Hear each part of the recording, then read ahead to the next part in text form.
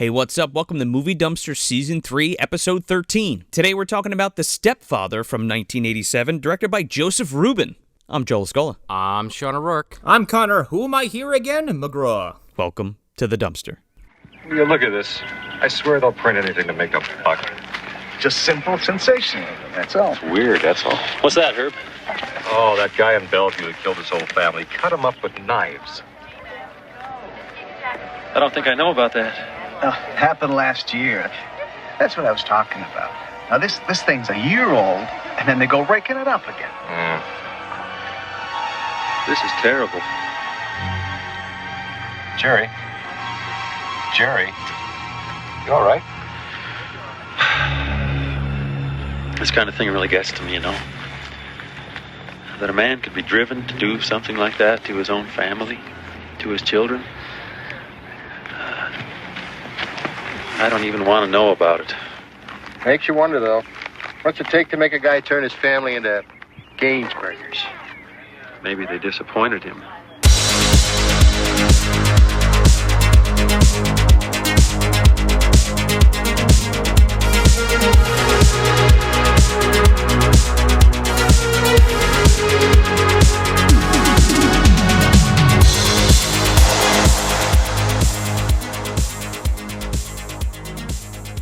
Creepy motherfucker. Yeah, here we are. Fucking Stepfather's Day. Yeah, happy Father's Day to everyone out there. Can we make that a thing? Happy Stepfather's Day? I mean, I don't have a stepfather, so I can't really say it, but I don't see why not. But there's a lot of people out there that do, you know? I have one, but I choose not to acknowledge that. Is it Terry O'Quinn? No. Okay, good. Thank fucking God it's not. Yeah. At least the Terry O'Quinn in this movie. I mean, if it was John Locke from Lost, I'd be kind of okay with that because I love that character. Yeah, so this is our Father's Day episode, and this is dropping the Friday right before Father's Day, so it's our little special event, what have you, in honor of the Stepfather series. We're talking about the first one today, but I do want to talk a little bit about the series as a whole and the remake. Oh, yeah, that's the cinnamon equivalent of a bottle of ZzzQuil. Oh boy. Why is that? I haven't seen it. In fact, I didn't even know it existed until about 2 days ago. No, yeah. Sean, I said, yeah, we can talk about the remake. And Sean goes, there's a remake? I was like, yeah, came out in 2009, and it went off like a fart in the fucking wind. Sure did. What even is it? And you want to know why it did? Because the movie sucks. It is tame and boring, and here's the thing. Without getting too far ahead of ourselves, there's a shot in the first 4 minutes of this movie that is so shocking and appalling and effective, and in its 90-minute runtime, the Stepfather remake doesn't even come close to that level of, intentional discomfort. No. Well, it opens, so I guess we can just talk about the remake a little bit first, and then we can talk about the two original sequels. But anyway, so the remake, the Stepfather remake 2009 from Screen Gems. I think weren't they doing like Scream Gems at that time or whatever with the red logo or whatever, some shit. I feel like I remember that. I don't know, but I hate it. Yeah, it sucks. They were like, hey, Platinum Dunes is remaking Texas Chainsaw Massacres. Again, for the third time. We got Renee Zellweger in there. We got Matthew McConaughey. It's going to be a banger. It's called Leatherfaces. That's the next generation in like 94 or something like that. So yeah, the new one is just like, it's basically the same flick, but with all the bite taken out of it. Like, yup. Connor said it perfect in the beginning. Like, the opening shot of the film is almost kind of like verbatim, except not effective at all. Like, yeah. There's no, I mean, we'll get into it, but like, it takes place on Christmas Day, and I guess that's supposed to be more horrific, but like, open up your present and you just get fucking shot, stabbed to death. Sorry, little Johnny. I gotta tell you something. There's not an ounce of blood on this whole family, and they're just kind of sleeping all over the house. Yeah. In the beginning of the remake, and it's just like, okay, and when this dude, I forget who the actor is, but like when he like quote unquote transforms himself, like he just looks like the same dude. Well, what's the point? Exactly. It's one of those things where it feels kind of like the Black. Okay, so it's like it's kind of more like the Black Christmas remake without all the gore in it, where like they take that angle of like, it fucking opens right out of the gate with like this police lore dump, like, yeah, and it's this guy, and he goes family to family, and he kills all these fucking people, and blah blah blah. Don't know where he is, couldn't catch him, but maybe he's here, or maybe he's using cash instead of credits instead of photo IDs, and that's how he's jumping around all the places. And they fucking cram this into like a minute, and it's like, that's your whole story. Just insert a shot of Dr. Hibbert from The Simpsons going, I can't solve this mystery. Can you? Basically. So they take basically the plot that is strewn over like an hour and a half of this film, and they cram it into fucking 60 seconds. And then the rest of the movie is like limping to the finish line because it's just like they have to add to it, right? Because they just told their whole story. And like you get introduced to the character before he even like gets with this woman to like marry her. You know what I mean? Yeah. It's like all of that bullshit that you don't need to see. So in this movie, I read that there was like some backstory to Terry O'Quinn's character that they cut out because they felt like it was creepier not to know why he was like fucked in the head. Do they show all that in the remake? No. Okay. Just curious. But they do it in part 2. Okay, yeah. As far as the remake goes, one of my biggest problems with that is that in 1987, this premise works because of limited tech. Yes. You can be off the grid way easier. People are not as connected.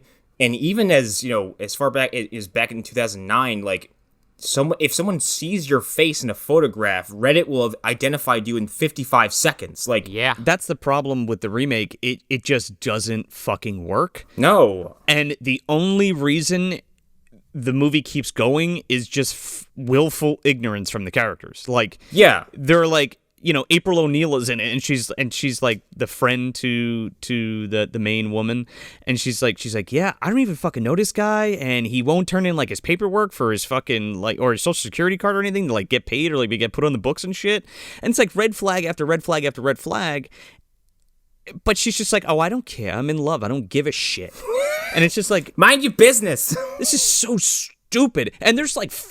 It's like a family of 5 kids, so you can't really connect with any of them, but you're supposed to try to connect with like the oldest boy or whatever. And then there's like an ex-husband element that's in it, and it's like, this is just overstuffed. You blew your wad in that fucking 60 seconds in the beginning, and now we're just overstuffing this movie with horse shit.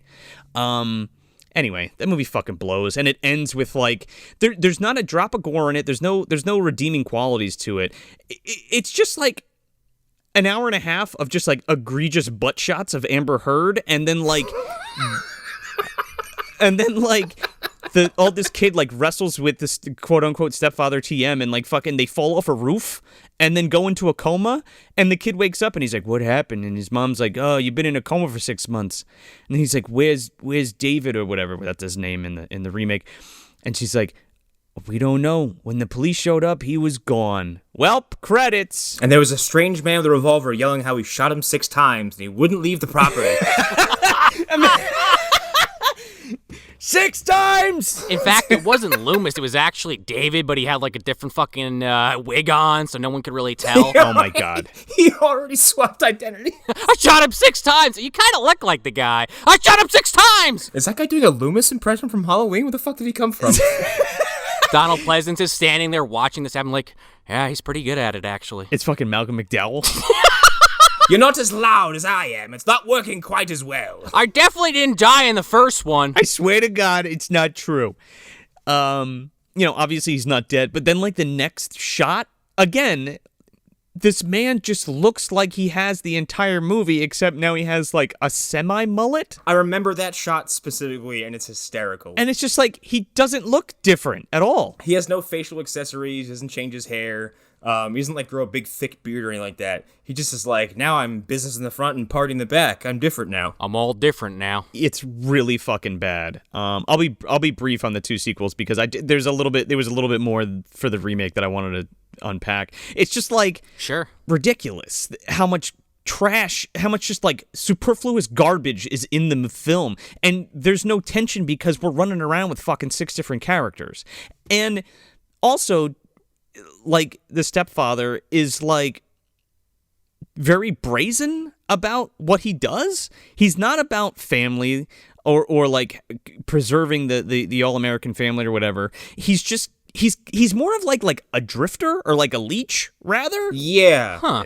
Rather than like a very smart, calculated, methodical killer. And he like so much so that like he keeps like an evidence locker in the basement just full of shit that he like of people that he killed. So he comes from like the Valentine school of slasher killers, essentially. He's the Walmart brand Borgman. Yeah, it's really bad. Like it's just like I don't know. Everything falls apart, and it's just like this is stupid. Like why is the character motivations and all that kind of shit are just really really terrible. I was gonna say, but on the flip side, you're talking about how this guy wasn't crafty or intelligent or really like planning anything out. Terry O'Quinn's character, on the other hand, is one crafty motherfucker. Oh yeah, no, but that's the whole allure to that character. Oh yeah, right. I mean that's kind of the crutch to his. How would I word this? Like the way he operates. Yeah, and like the guy's motivations in the remake aren't even like we're gonna keep this family together. That's like there for like 5 seconds, and then he's just like, well, people are doing stuff. It's more about him getting found out than it is about him trying to preserve this crazy fantasy in his head, right? And that's where it fails because, again, it's like he's just like a criminal on the loose trying to hide out. You know what I mean? Rather than like a fucking psychopath with a split personality. Yeah, well, yeah. But yeah. So just jumping back real quick. So the sequel to the first film that we're talking about today is Make Room for Daddy, which Terry O'Quinn reprises his role. Sorry, that subtitle hurt my feelings. Dude, I love it. Terry made a little money and he said, yeah, I'll come back for the sequel. Why not? Ooh. It's not bad. It's not as good as the first one, obviously. And it's way more like slapsticky. Like he becomes Freddy Krueger in the second movie. Come on. I don't like that. It's not bad. I mean, we got Meg Foster in it. We got Jonathan Brandis in it, R.I.P. Caroline Williams is in it. It actually kind of, it's weird because it plays out like a Friday movie at first because it's like, here's the recap of the end of the first movie, and here he is now. Oh, really? Yeah. Because I haven't seen the sequel. How does he survive getting stabbed in the chest, pushed down a flight of stairs, and shot 3 times? Spoilers. That's what happens at the end of the episode. Well, you know, if you're listening to this show, we just assume you've watched the movie already. Sure. If not, well, that's how it goes. Yeah, so at the end of the film, he gets stabbed in the fucking heart, right? And at the beginning of the second film, it just like opens up and he's in a corrections facility, not a like a mental like in a mental institution, and he has like it looks like a scar from open heart surgery, and then the scar where the knife was, and he's fine. What? And then he escapes and like poses as like a marriage counselor and then like preys upon Meg Foster and Jonathan Brandis. He might as well have like woke up and had like a flask in his pocket at that point. Right. And it's one of those things where it's like, well, we'll get to the final thoughts, but like, so at the end of part 2, it's funny because like they're just like obsessed with chest wounds because Jonathan Brandis fucking hits him with a claw hammer in the chest and like impales him in the chest, and he presumably dies or whatever. But that sounds like game over. Yeah, you would think. Again. Except for Stepfather Part 3. We can rebuild him. He's like the fucking the bionic man. $6 million stepdad. Oh, there you go. This house is for a family. You know what I mean? A family? Home sweet home? All that crap!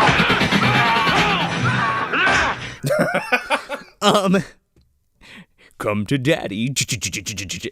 So Stepfather 3, Terry O'Quinn is not in it, thank God.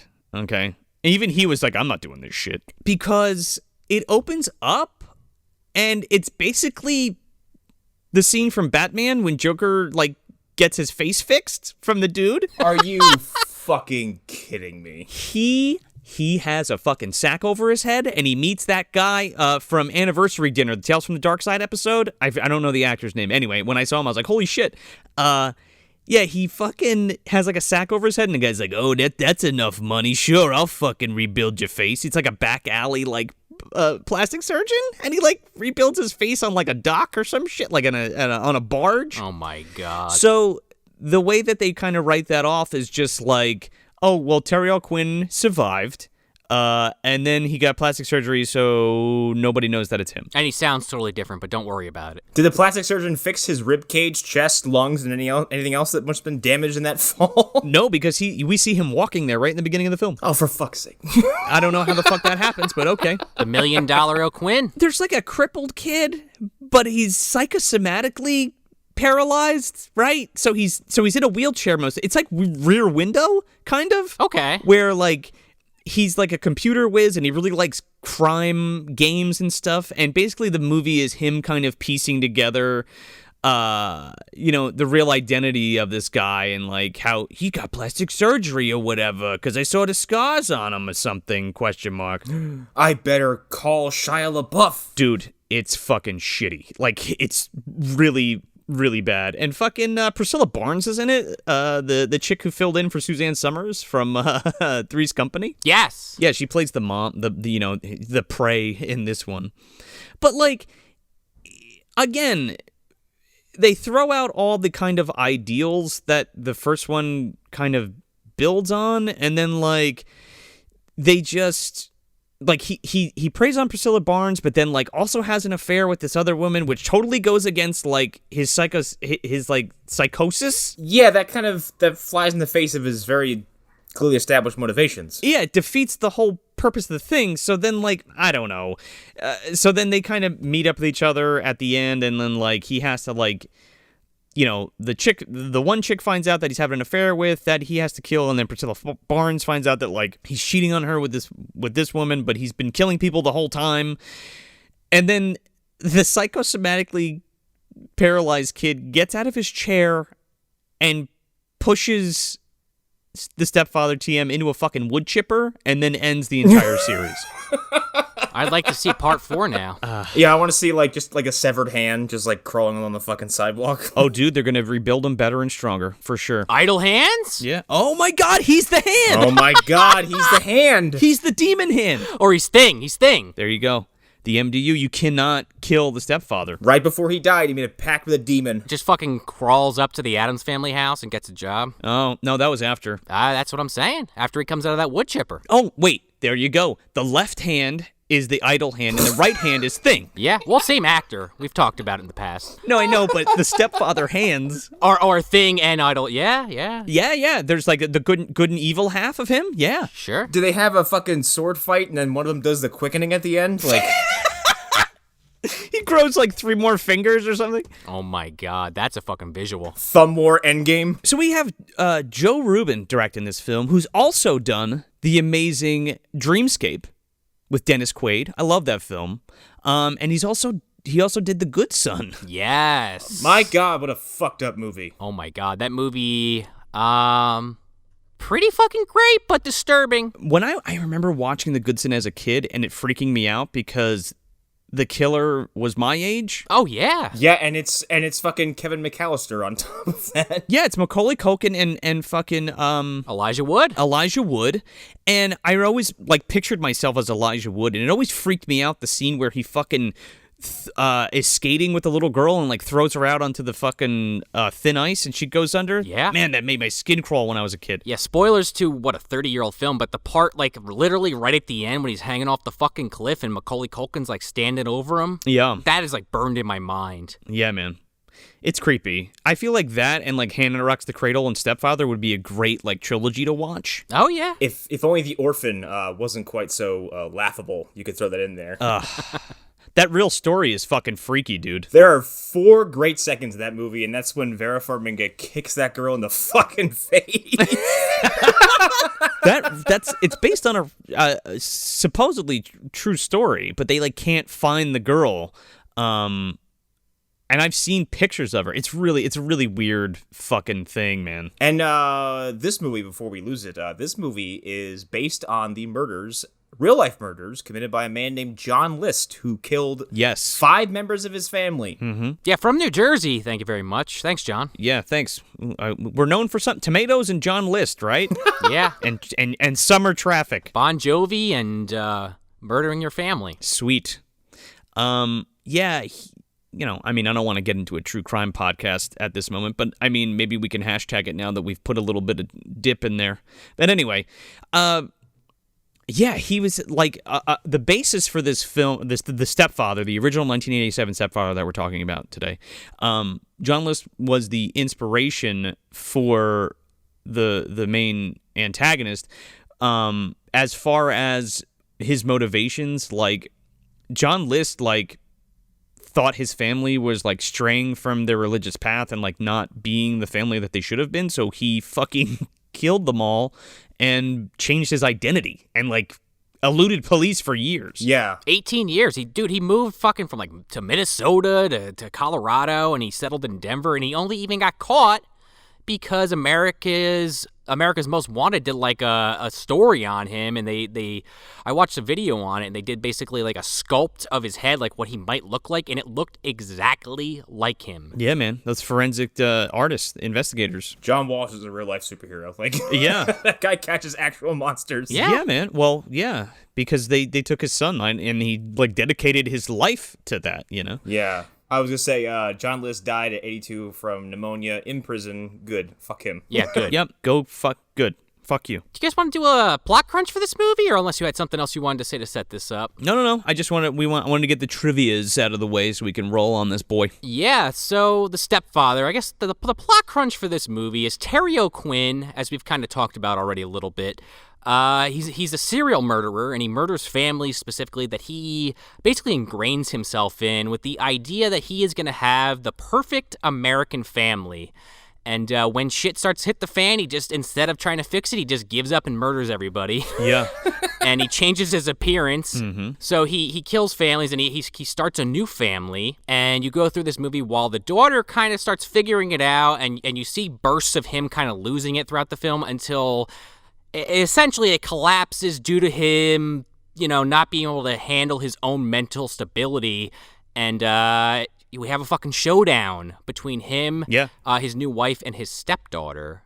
And that's the gist of it. Yeah, it's the Patrick Bateman thing where, like, he's got to do too much shit at once. Right. I do love that at this point in his story, we are meeting him at the point where it's like it's one too many, where the balancing act of, like, how many different identities have you had is no longer sustainable. Sure. That's the beauty of this. Yeah. And like we said at the beginning, this is not a slasher movie. No, it's a psychological thriller. And it feels more like a psychological deconstruction of a fucking madman. Yeah, and the people that have to fucking deal with that. Yeah. Yeah, man, we'll get to it, but there are some scenes where there's a lot of very impactful shit going on in this movie. Starting with the first scene. Yeah, my goodness. Jesus Christ. This bathroom looks like it's like fucking Henry Portrait of a Serial Killer, man. Like, it's fucking...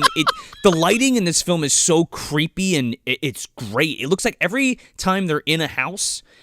It's like a haunted house, right? It's like this greenish kind of tinge to the bathroom, and the sun's coming in, and there's like, you got that fucking like foggy kind of dusty atmosphere going on in this bathroom. Yeah. And he walks into it covered in blood, isn't he? Yes. Yeah, it's all over his face, all over his hands and shit. Yeah, he's caked. And at this point in the film, which Connor kind of alluded to earlier, he has a full beard, glasses, full head of hair, and he just starts stripping down. Yeah. And washing his hands. Something for the ladies, dude. You get a little fucking Terry sausage in this scene. Sausage and buns. Yeah, you get the buns too. There you go. I don't know if you were asking for it, but there it is. And he's taken all his effects and throwing them in like in a suitcase.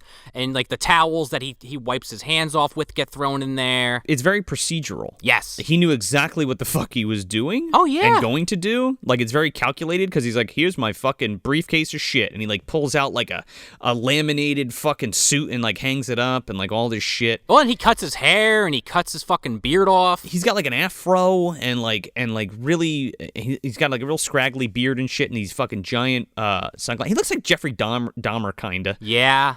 And the nature in which he's getting rid of these things is not someone who is being careful because it's his first time. Off camera, he is just underhanding this shit into the suitcase like he doesn't give a fuck. It's just slapping over the inside. Like, yeah, another J on the job. Yeah, the lenses pop out of the glasses that he throws. Yeah, because he doesn't need them, and then like he puts contacts in, which In the remake, he does it to change his eye color. That's kind of cool. It's kind of cool, but like he never does it again. Yeah. Like it's just in the beginning, and it's just like, okay, whatever. In this, it's like he actually can't see, so he wears like big glasses, and then like when he wants to not wear glasses, he puts contacts in, which I guess weren't super common in the 80s. He also, there's a hint here, and maybe I'm reading too much into this because you know how I am with this fucking show.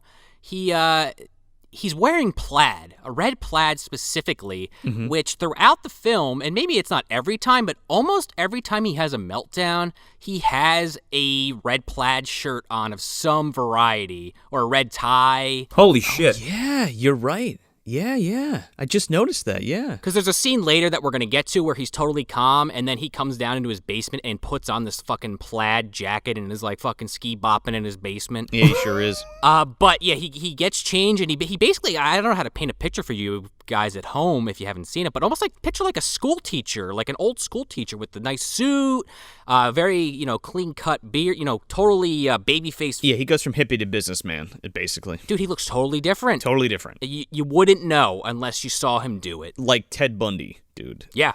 And I love this part because he starts walking out of the house, and they show like the pictures on the wall of his family, and he's walking down the hallway. And this motherfucker, he takes the time because he's like a neat freak. Yeah. To pick up like a toy that's in the hallway and put it like in the fucking toy chest. And he gingerly places it in there and closes it, like all calm and shit. And then he walks down the stairs, and there's like a phone off the hook, like with the dial tone going. Oh, dude, it's so creepy. Well, the first thing you see is the fucking handprint on the wall. I mean, you already know something's going down with him washing all this blood off his body. Sure. And he comes down the steps, and you see this living room, and holy fuck. This was a visceral shock, because I've never seen this movie in its entirety until today.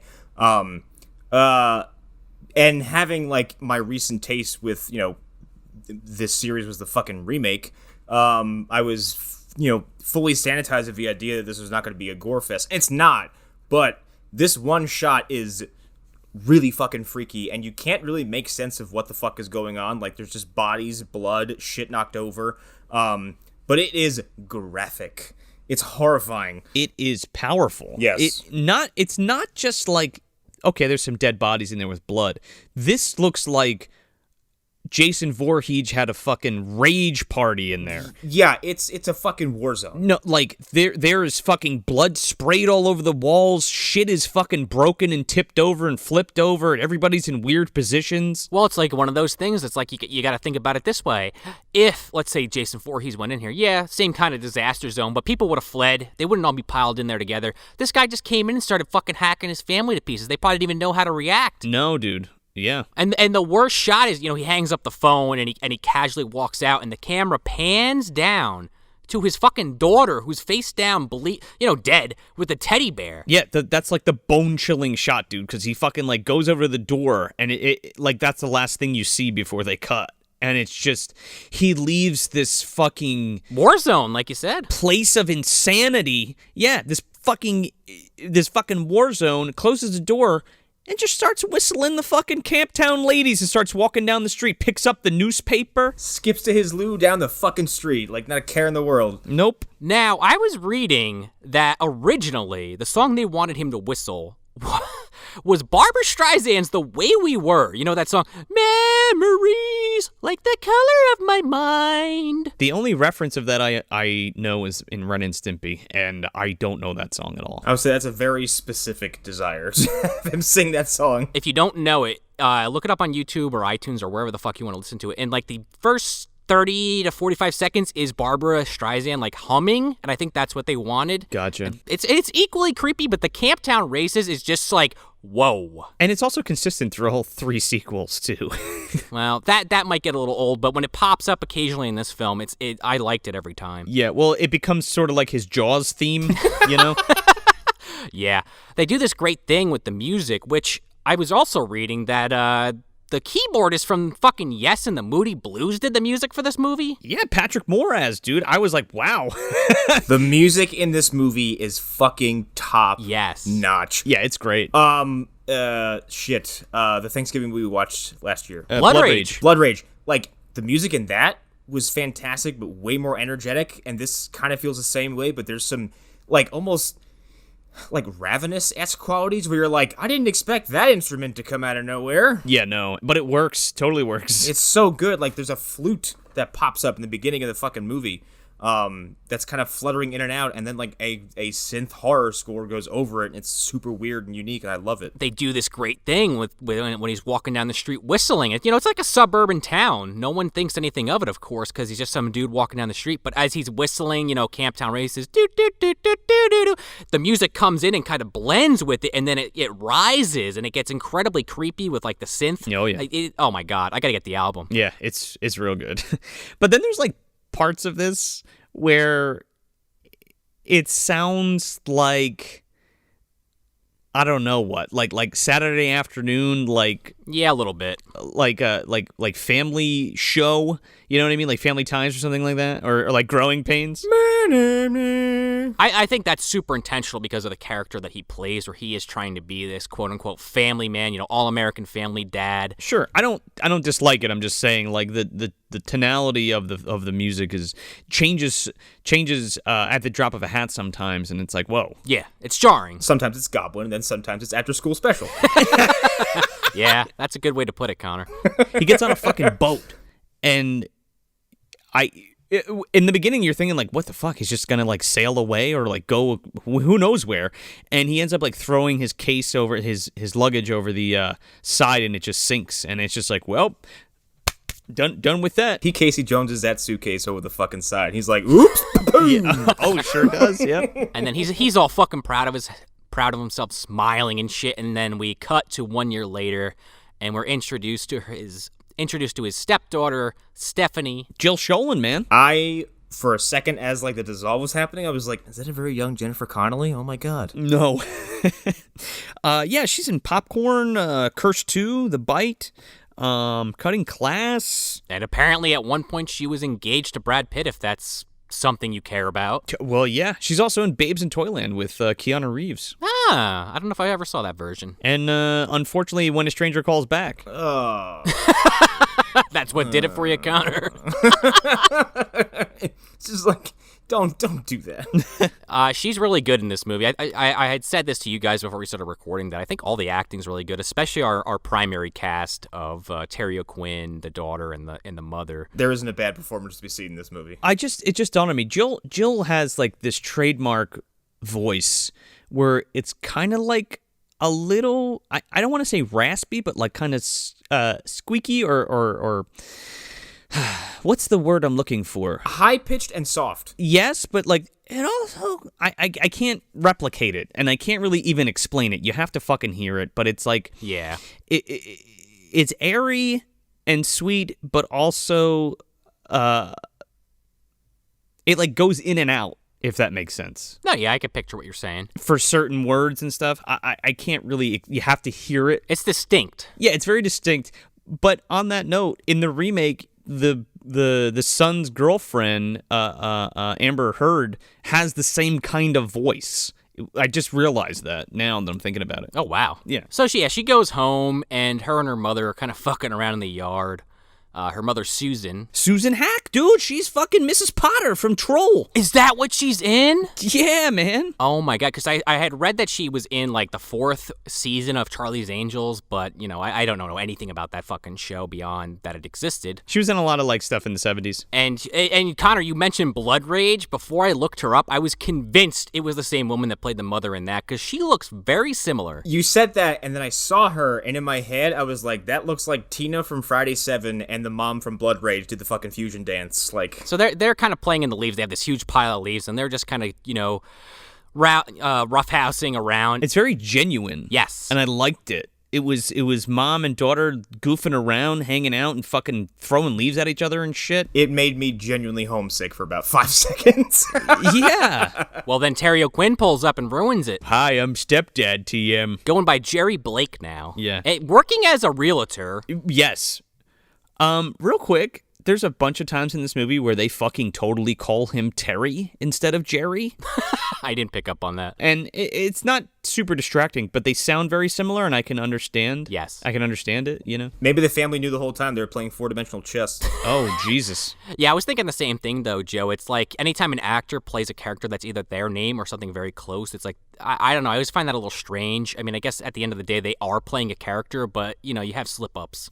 No, sure. I mean, from the other actors, you know what I mean? Because it's yeah. It's very easy to be like, oh, hey, Terry, but it's Jerry, and vice versa, you know? Doesn't Mark Hamill scream Carrie at the end of the New Hope? Yep. After they blow up the star.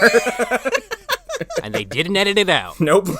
Oops. He walks up, and Stephanie clearly, like, doesn't like this guy at all. She kind of already smells his shit from a mile away, like, something's off about this dude. Yeah. And, Jerry just wants to get fucked. He's like, is Stephanie here? Well, yeah. And that's my initial thought. Clearly, he has an ulterior motive because he goes in the backyard with Susan, and he's like... I think Susan wants to fuck all the time, is what it is. Well, you know, hey, why not? Hey, my husband's been dead for a year. I gotta... Well, you want to talk about that real quick? About the dead husband? Oh, let's get that out of the way, because it's easier just to talk about everything else. Because they don't ever say this in the movie, but my interpretation of that is... I feel like he killed the dad. Am I just crazy for thinking that?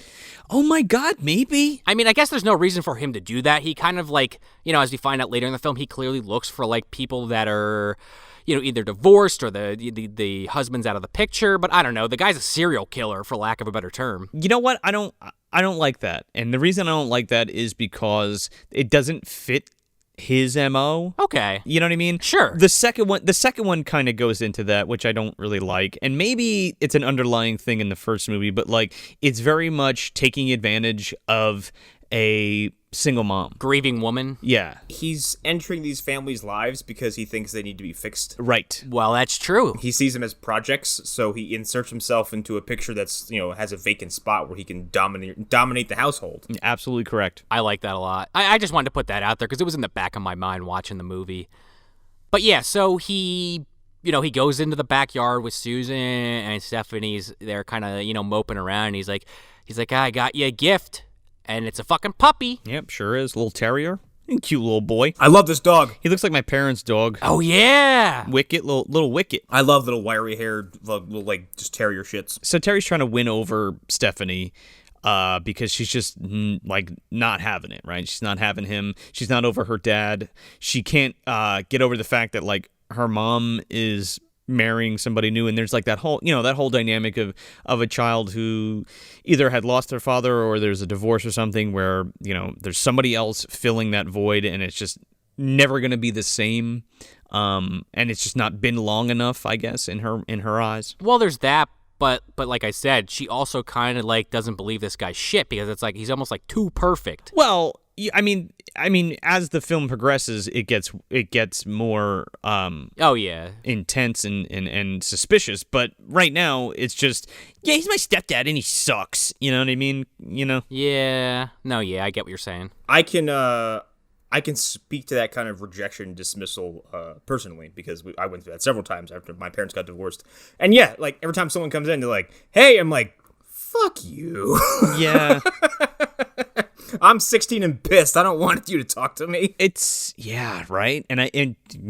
She's 16 right now and pissed. But yeah, so then you know she's getting counseling because not only is mom seeing a new man, or actually she's remarried, right, guys? Oh yeah. I mean, I guess it's implied, again, based on stuff that happens later in the film, that while he was cooking up this new life, he already was kind of interjecting himself into their lives. Okay, so that's another big thing that I like about this film.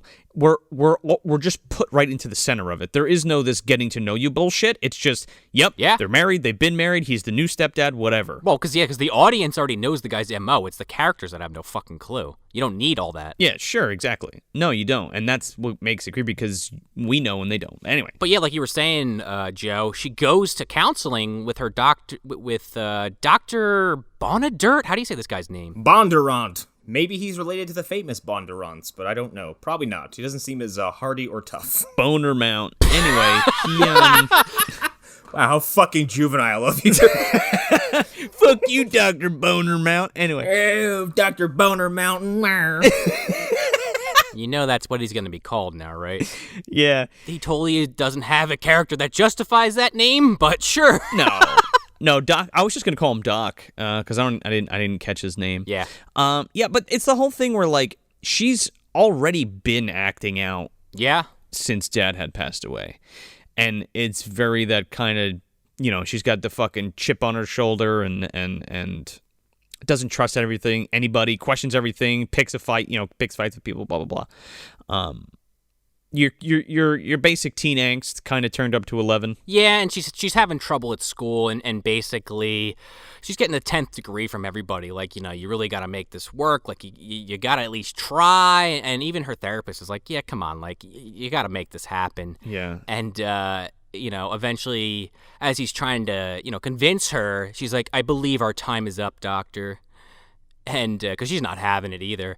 And she goes in the car with, Terry O'Quinn, and he kind of is giving her the same fucking thing. He's like, oh yeah, it would mean a lot to me and your mother if you really tried to be good at school this year.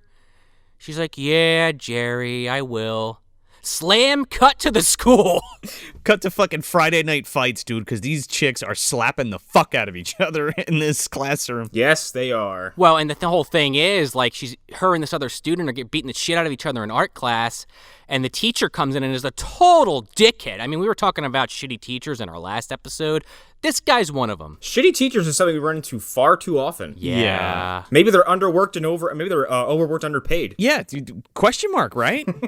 Even like one of the dudes like advocates for Stephanie, and he's like, oh man, she didn't even start the fight. And he's like, I don't give a fuck. Give me a you. And he takes her down to the principal's office, but her hands are covered in paint, and she just fucking slaps a big fucking handprint on his white shirt. Well, the guy goes, you couldn't be in more trouble if you tried. And she does that. I love the idea of getting into a fight in art class. It's like, wow, you really, really don't give a shit. Art class? Well, think about it. You know how bullies are. If they know you're on thin ice, they're going to fuck with you even harder. Oh, yeah. Oh, yeah, because you're gonna be the one blamed for sure. I've been in that boat. Look at the Willies. Yep, that too. It wasn't Baby Buckus getting yelled at. It was the fucking little kid with the glasses. Look at Death Note, where that kid got a concussion. They're like, how dare you bleed in our property? Well, yeah. We don't talk about that movie on this show. What movie? I don't know what you're talking about. I've never heard of it. Yeah, exactly. Death what? What? Death what? Death Wish? The Japanese comic book, you mean? Net Doth. Nat Wolf. we go from this scenario over to Jerry working as a realtor, showing a house to a family, and he kind of sweetens up with this little girl, and he's like, oh, there's a swing in the backyard. Yeah. She's like, oh, really? He's like, yep, you can swing on it whenever your parents buy this house. And they head out in the backyard, and he starts pushing her. This is the thing with this character.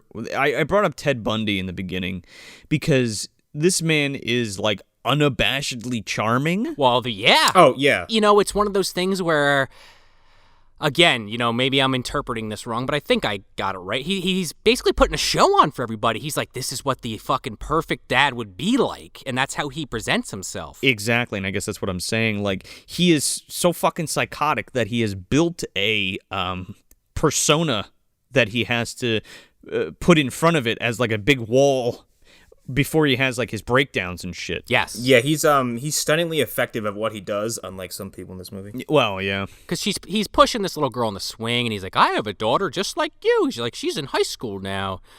She's like, oh, yeah, what's her name? He's like, Stephanie. And he kind of talks about her a little bit more, and then he's like, oh, what grade are you going to be in, little girl? She's like, 3rd grade. He's like, oh, I remember when Jill was in 3rd grade. She's like, who's Jill? Oh, my daughter. She's like, oh, I thought you said Stephanie. He's like, yeah, Stephanie. Yeah, Yeah, that's what I said. I'll kill your whole family. I mean, now you gotta die, little girl. I know, right? Just pushes her on the swing a little too hard. But again, the great thing about this is that she's just a little girl, and he's kind of slips up with this little girl, right? And you get a taste of the fact that like he doesn't have his phone fucking story right in his head. Right. Early on.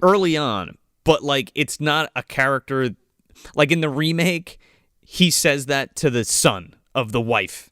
And it's just like, yeah, that's stupid. this is stupid. Like, he already figured you out. You're already, you know what I mean? Like, how do you forget your kid's name? Instead, you're saying it to like a little kid that's not going to think anything of it. Exactly. Yeah, and that's kind of why I think this is so creepy, because he fucks up that badly in front of like a child, but he's like, you're not making memories, whatever. Let's just keep talking. Like, Pretty much. He's like, oh, well, if you were anybody else, you'd have to die. Yeah. yeah. And they do this great cut, and they do this a few times in this movie. I really like the editing in this film. I don't talk about that a ton on the show, but really well done in this movie, the way they go from one scene to the next, like the through line. Totally agreed. Because when he makes the comment about, oh, yeah, my daughter's a straight-A student, she's an honor student, slam cut back to the school, and she's walking out with her friend Karen, and she's like, what happened, Stephanie? And she's like, I got expelled. My stepfather's gonna kill me. Foreshadowing. We go from that scene to the fucking house. She's like, girls don't get expelled. What are you talking about? Yeah, but he's like super cool about it. He's like, oh, what do you mean you're expelled? Like, almost like he doesn't believe it. He's like, nah, you're just funning, right? Like, girls don't get expelled. Yeah, I don't get, I mean, I get his deal because he's insane, but like, he's very hard to read. Well, he's super old school, right? Like, incredibly traditional. Oh, yeah, well, yeah. All-American family, and that's what these ideals are. And like, there's a lot of times where people are like, what the fuck are you talking about, man? Like, it's the 80s, motherfuck. It's almost the 90s, motherfuck. Right, he's like basing his fucking lifestyle off Leave It to Beaver. Right, exactly. Which I think she even jokes about to her friend in a later scene over the phone. Yeah, fucking Ward. Yeah, like literally. Yeah, so she basically wants to get out of the situation because she's super uncomfortable. Her father passed away. The stepdad's there. She doesn't like the stepdad. She feels like it's not their home anymore. Like, the family is broken, and like, now it's his house and not her house or their house. So she wants to get shipped off to boarding school to kind of just step back from it and go be somewhere else, you know, and get the fuck away from him. Quote unquote, run away from the situation, you know, which I don't blame her for. Yeah, this resonated a lot with me, especially when confronted with this and someone tells her, yes, that's very rational. Yeah. And Terry O'Quinn goes, oh, we'll have none of that. We can't break up the family. He goes, it's not a family without children. How am I going to have my murder fantasy without my fucking children here? And this guy is constantly eating like red meat, and he's just sitting there chopping up his steak. He's like, yeah, father knows best. He's like, yeah, we're not doing that. How am I going to have my blood rage? I'm sorry, I mean... Aptly put, Connor. It's definitely not cranberry sauce this time. Oh my god, can you imagine these two in the same fucking room? Oh my god, soon. Right after this scene, he goes into his fucking murder basement, and he, you know, Gordy Belcher's down there fucking with his flyeramas. He kind of looks over to him. Their eyes meet, and they just fucking go back to work. Yeah, he walks past him. Oh, how you doing, Terry? How you doing, Gordy? They treat the other one like they both saw a ghost, like, oh! Oh my god, you think? Yeah. Yeah. It's like the others, man. It's like two converging realities. Yeah. And this is the first time, like I was talking about, he puts on this, like, red and black checkered plaid jacket, I guess I'll refer to it as, or sweater. And he doesn't do anything too crazy here, but the way he is cutting this wood for the birdhouse... It's a flannel. A flannel, yes, excuse me. The way he's cutting this birdhouse, though, he just, like, has this look on his face of derangement. This is how I feel like he suppresses his episodes. Yeah. Yeah. This is his, I gotta go bring back some videotapes? Yeah, I have to return some videotapes for sure. He, like, builds this birdhouse, and... every time he's about to freak out, he like goes down into the basement to try to like calm himself down. Which is a running theme. Honey, you building your birdhouse? You're tricking off down there or something. You just go down there at random times during the day. No, honey, I'm fine. Thank God the acoustics in this house are fucking horrible, because he has some meltdowns in this movie that I don't know how you don't hear that upstairs. We'll get to it. Yeah, sure. Because, yeah, like Joe was saying, Stephanie's upset that she feels like she's a prisoner in her own home with this guy. And he comes upstairs while Susan's basically talking to Stephanie in a voiceover saying, like, oh, I never thought I'd find love again. And Jerry is that man, and he's so nice, and he's a good guy. Like, give him a chance. And Stephanie's just like, I'm really trying to like this guy. There's just something off about him. I can't place it. And this fucking guy is just standing by the doorway, like, listening like a creep. Yeah. And then, like, he's like, hey, Daddy knows best, Hey, everything's gonna be just fine. And cut to him watching Mr. Ed. Oh, this was creepy. This whole scene is fucking disturbing, dude, because he's like, oh, this is great. I thought horses talked until I was in high school. It's very real, though, because it's like, in the sense, like, yeah, this guy's crazy. Like, we could say that a million times. Like, yeah. But he's still just a dude, like, enjoying Mr. Ed, and he's even like, oh, Wilbur. Sure, but, like, his mind is like... This is what a normal guy would do. Yeah. Well, not only that, but, like, stuck in that kind of time period. I mean, what is that? Like, was that early 60s, like, late 50s? Had to be. Yeah. That's, like, the kind of stuff my dad watched as a kid, and that kind of lines up. So, like, the 60s. So, he has a conversation with Karen, and he's like... Susan. Yeah, Susan. She's like, oh, you never talk about your past or whatever, and he's like, my past didn't exist until I met you. The past isn't real, it's just a dream. And that fucking sentence was so chilling to me, because it was like, you literally erase your time with people by murdering them and changing your persona. Yeah, he resets. He fucking hard starts. Or hard restarts, and it's just like, what the fuck, dude? I like that the only glimpses into his backstory are kind of similar to Black Christmas, but far less extreme, where it's just like... Yes. In Black Christmas, you just have this voice who's just screaming what, without any context... I mean, even with context, it's just bullshit. You have no idea what this person's talking about. It could be relevant to why they're there, but you're like, I can't extrapolate anything from this behavior. I mean, you can kind of piece something together there, but yeah. It also has that element of, like, it could just be bullshit. You know what I mean? Yeah. Yeah. Because this person's crazy. And even him, like, a lot of what he runs on is bullshit, and every time his past is brought up, like, he gives you just enough to make you go, oh, okay. What? But then you kind of back off of it. But again, it's one of those things where, like, what's even reality to him? Yeah. Right. You know what I mean? What's not a story? What's not a facade? Well, like you just said, once he starts his new life, everything else doesn't matter. It didn't exist prior to that. And which life is he referencing when he's talking about his past, you know? Yeah. Because it's not even like he's insane, but also, like, he has some serious split personality problems that we find out. Oh, yeah. Mm-hmm. Well, I think there's multiple personality disorder, and there's schizophrenia where... Yes. Like, your touch with reality is very tepid, sometimes just gone, and you may see things that aren't there, you may hear things that aren't there, and just your interpretation of what's real and what's not is completely shattered. So, like, a lot of his meltdowns are like he's communing with, off-screen entities that you can't see, and he's yelling at things that aren't there. Mm-hmm. Seemingly having a two-way conversation, but you only hear one half of it. Well, right. And it's like one of those things where it's like small transgressions or like world-ending for him. Yes. Oh, yeah. Well, yeah. We'll get to them when we get there, but yeah. There's also a line from the Joker, and I can't remember which story it's from. I think it's The Killing Joke, when he says, if I prefer to have a pass, I prefer to be multiple choice. And that really lines up with this dude, because his past is just like a series of identities that he can't even probably cohesively explain to you if he tried. No. Nope. And, like, that hole is so deep. Yeah. How could you even remember them all, you know? Yeah. So then we go to this really awkward sex scene where Terry O'Quinn is really giving it to this woman and is just, like, dead-eyed. Also, the stepdaughter has to fucking put her pet Benatar on, like, loud as fuck so she can't hear them. Yeah, but when he's fucking this woman, his, like, face is, like, stone cold. It's it's one of those creepy fucking things, man, where she's, like, having the ride of her life and he's just sitting there, like just completely blank. Right. It's part of the act to him. He could care less. Yeah, like, I have to do this because that's what I'm supposed to do or whatever. Right. It's kind of like Dexter, where it's like, I don't know what I'm doing, but here we go. But well, he channels his shit. Yeah, he has an outlet. He has an outlet, right?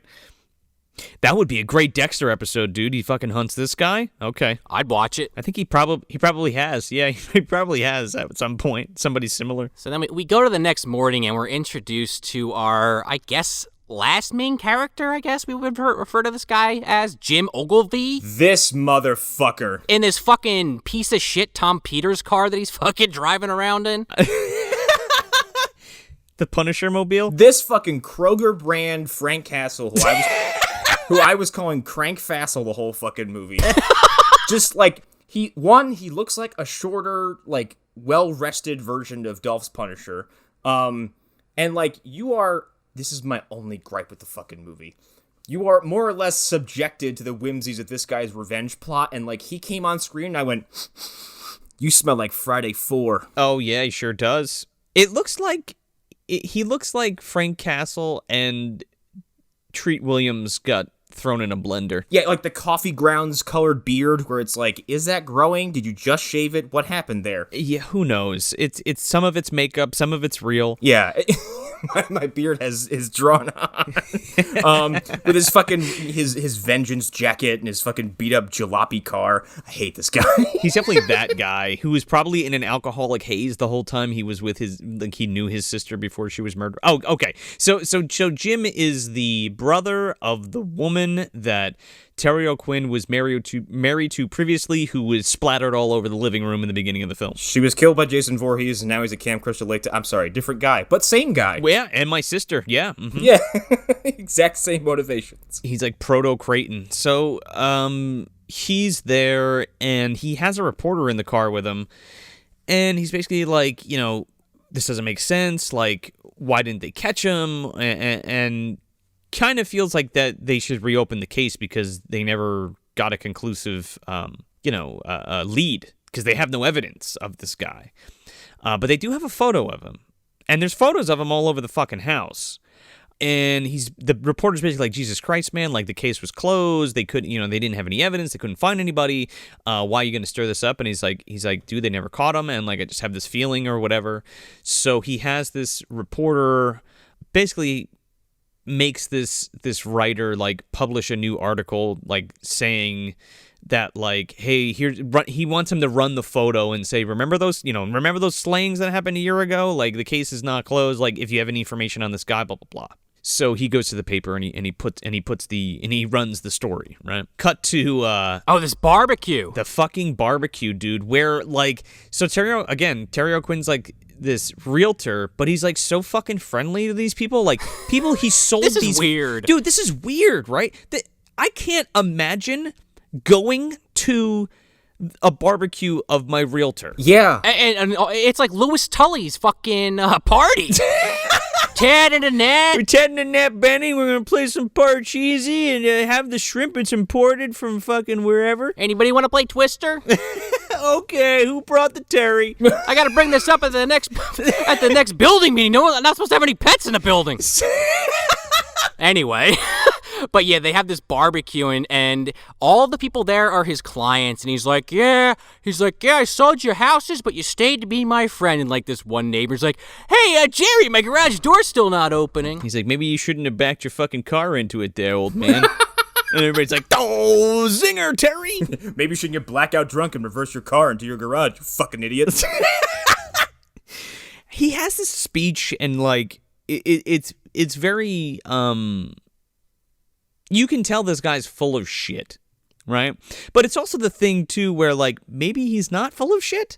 But Stephanie is very on the fence, like, he's just making up, but maybe he's not a bad guy. And I love how we're going to get into that, the dynamic of that, because she actually believes that he's not a bad guy at some point. But anyway, she always has a suspicion in the beginning that there's something wrong with this guy. And he's making this speech, and he says something to the effect of, like, what I sell is the American dream. And I just thought that was such a brilliant piece of writing to kind of have him referencing homes and, like, selling homes to families. And then, like, it has that double entendre where, like, his persona is trying to sell the American dream. That's part of his psychosis. As part of what he does, he is a con man, and like one of the more like common rebukes of like a con man is like, I'm not buying what you're selling. Yeah. So for him to come out and say like, what I'm selling is the American dream is a really interesting line, because like he does, intrude in these families, and he sells them on the idea that he's gonna, fucking build that white picket fence and make all their fucking dreams come true. Exactly. And your kids are gonna play in the yard, and we're gonna say grace at dinner. Exactly. They're all families too, and that's like his big thing. It sure is, yeah. He just goes really hard on that throughout the whole film. Like, that's the point. That's part of his psychosis. Everything has to be perfect. It's like the perfect family from all aspects. He also, like, feigns embarrassment during the speech, like, oh, yeah, just have a good time. And we cut to a little bit later in the party when it's died down, and a couple of these people at the party are all bullshitting at a table like, yeah, you can believe this, running this shit in the paper? They couldn't find a guy, and they're just bringing this up again. So they're talking about the newspaper, and Terry O'Quinn's like, oh, what are you guys talking about? And they explain it, and you see his face just change immediately. Like, oh my God. They're like, are you okay, Jerry? Are you okay? He's like, yeah, this kind of stuff just really disturbs me. And Stephanie's watching his entire reaction and is like, okay, that was a little odd. Some guy goes, oh my God, what would drive a man to fucking do that? And he's like, maybe they disappointed him. Yeah, under his breath. And I'm like, did anybody fucking hear that? There might as well have been a thunderclap behind him when he fucking said that. And the way he gets rid of this fucking, let's call it evidence, he folds it into a paper hat and gives it to, like, a kid, and he's like, you're Blackbeard the pirate now. Aye, Captain, fuck off. And then Stephanie goes in the basement because her mother asked her to get the ice cream out of the freezer. Yeah, dude. And she's like, okay, so, man, she goes down there, and Terry O'Quinn fucking flies down the stairs in a rage, and you get this scene that we were kind of talking about earlier where he just goes full split personality disorder and just starts like smashing his hands on everything in the room, screaming at himself. We're gonna need some order. We need order around here. Man, it's such a powerful scene, and like Terry is so good, and so is Jill in this scene. Yeah, and like he's saying shit like we're gonna be perfect and everything's gonna be perfect and everything's fine. He's like, why the fuck did they have to do that? Or he's just saying all this crazy shit. He's on like 4 or 5 different conversations. Well, like Connor said earlier, it's like he's pointing at someone that's not there. He's like talking to himself in different voices. Mm-hmm. Slamming a bunch of shit. And Jill is just standing there like mouth agape, and he finally notices her and he's like, hey, ice cream, huh? He's like the job of a real estate agent. He's like, you got to smile at people all the time. You got to put on a front. It's really stressful. She's like, yeah. He's like, you get it, right? You understand? And she's like, yeah, but you're a fucking maniac. I got to go upstairs now. Bye. Your job's not hard. What are you, a dentist? Like, calm down. So the party's dying down or whatever, and Steph ends up finding the newspaper, I guess the newspaper hat, because she picks it up and she sees about the case, and she kind of puts together that like it happened exactly a year ago, like when her mother met this dude and all this shit.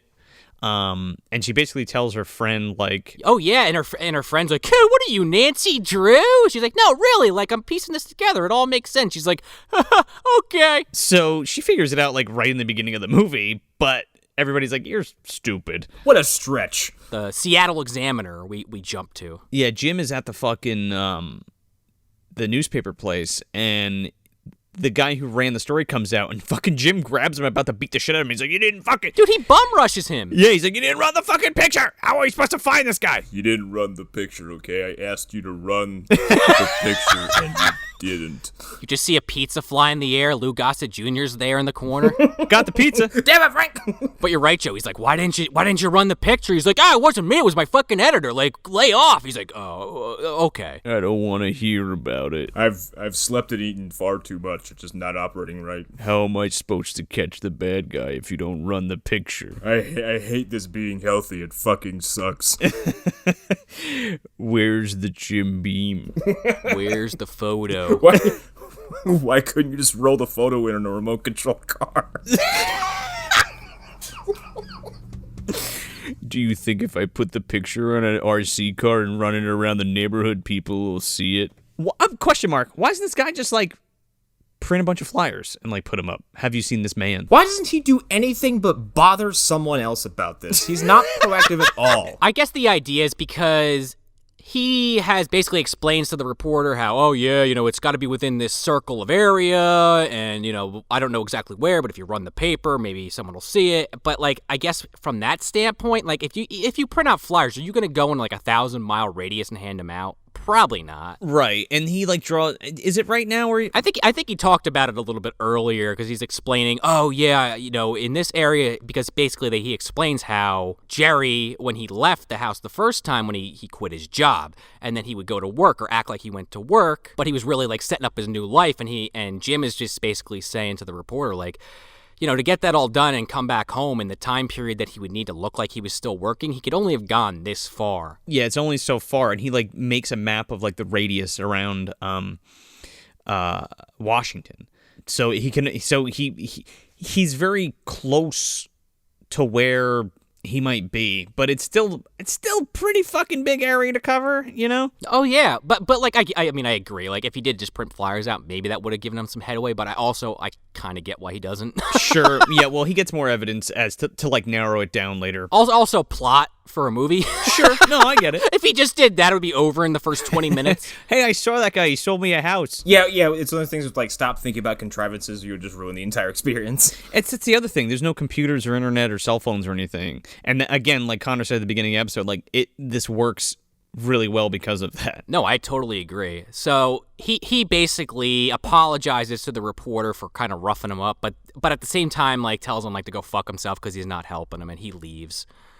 And then we go to another therapy session with Stephanie and her doctor. I like Dr. Bondurant. Yeah. So do I. He plays cool doc here. He's like, it's cool to run away. Like, no big deal. Like, you got to get out of there or something, sometimes. Yeah, because she's afraid of running away, and she's talking about, I don't want to run away. He's like, yeah, what's wrong with that? There's nothing wrong with that. If you got to get away and, reset, there's nothing wrong with that. And she's like, oh, wait, really? Yeah, thanks, Dr. Bandersnatch. He also tells this kind of fucked up joke where she's like, yeah, my mother told me you only charged me half. Why is that? And he's like, I like you, and the guy after you, he's a schizophrenic, so I just charge him double. I charge him twice. The mentally ill. It's an old psychologist joke. It's a good one. I do like that he sees Stephanie as like a project, and he's very clearly investing time in her. Well, that's the other thing, too. Like, so you have Terry O'Quinn seeing the family as a project himself in a completely different way than the doc is seeing this as a project. You know what I'm saying? Basically, he says, let me call this guy, Jerry, and let me see if I can talk to him, maybe understand, like, what the problem is on his end. And she's like, oh, you'd really do that? And he's like, yeah, anytime. And she kind of ends her session on that note. Mm-hmm.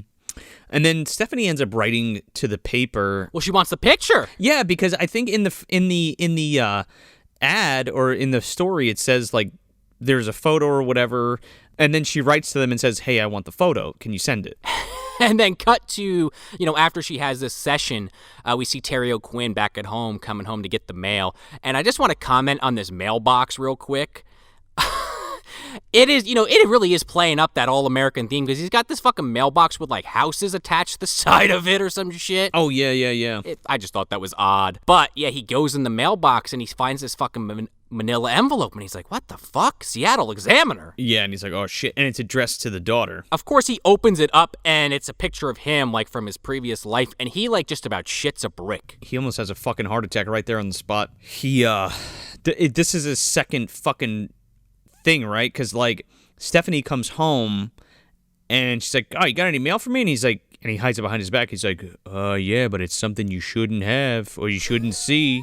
And she's like, what? And he's like, yeah, Cosmopolitan. I was just kidding. Bye. Where did he put that envelope? Up his ass, I guess. Where did the Cosmo magazine come from? I didn't see that either. Yeah, me neither. Had it there just in case he ever had to swap it out. John Hurt's palm just kind of pokes out of the fucking mailbox and just the portal opens up. Yeah, Terry's got his hand behind him. The portal opens up and it just hands it into his hand, and he's like, "Oh, here you go." Right here, Terry. Just reach back. I have you. I got you.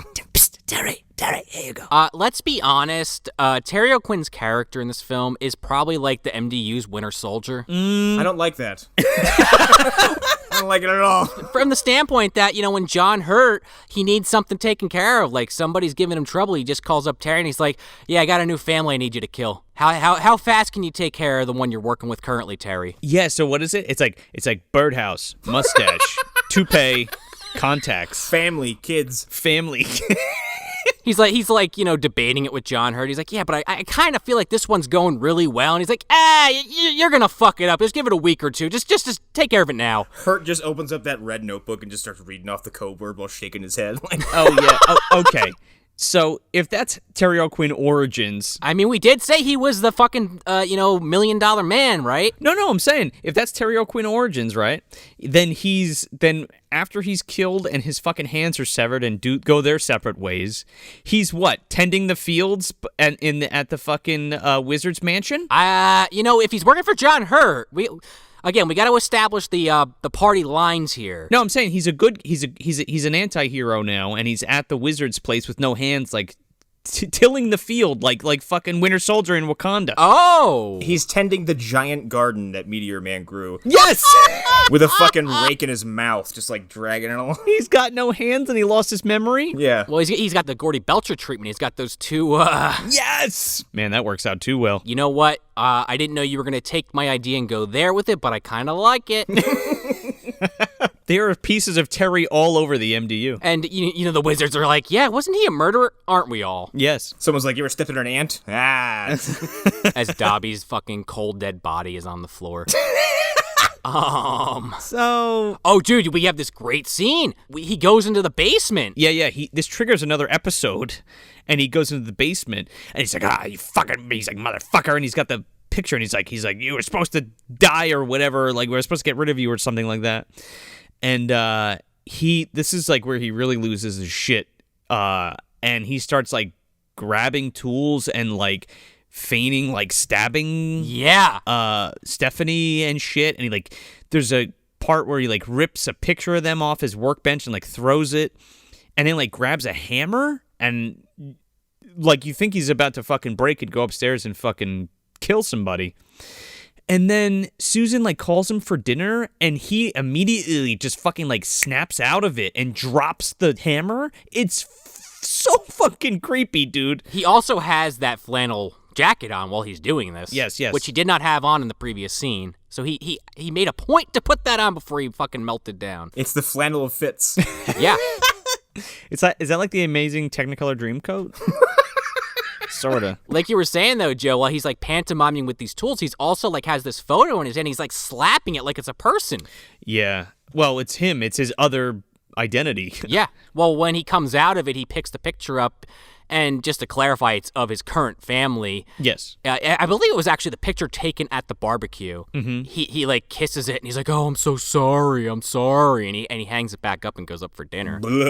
He, like, recenters himself and, like, comes back to Jerry rather than the other persona, which is fucking weird. The Green Goblin? You know what you have to do, Terry. Back to formula. Harry.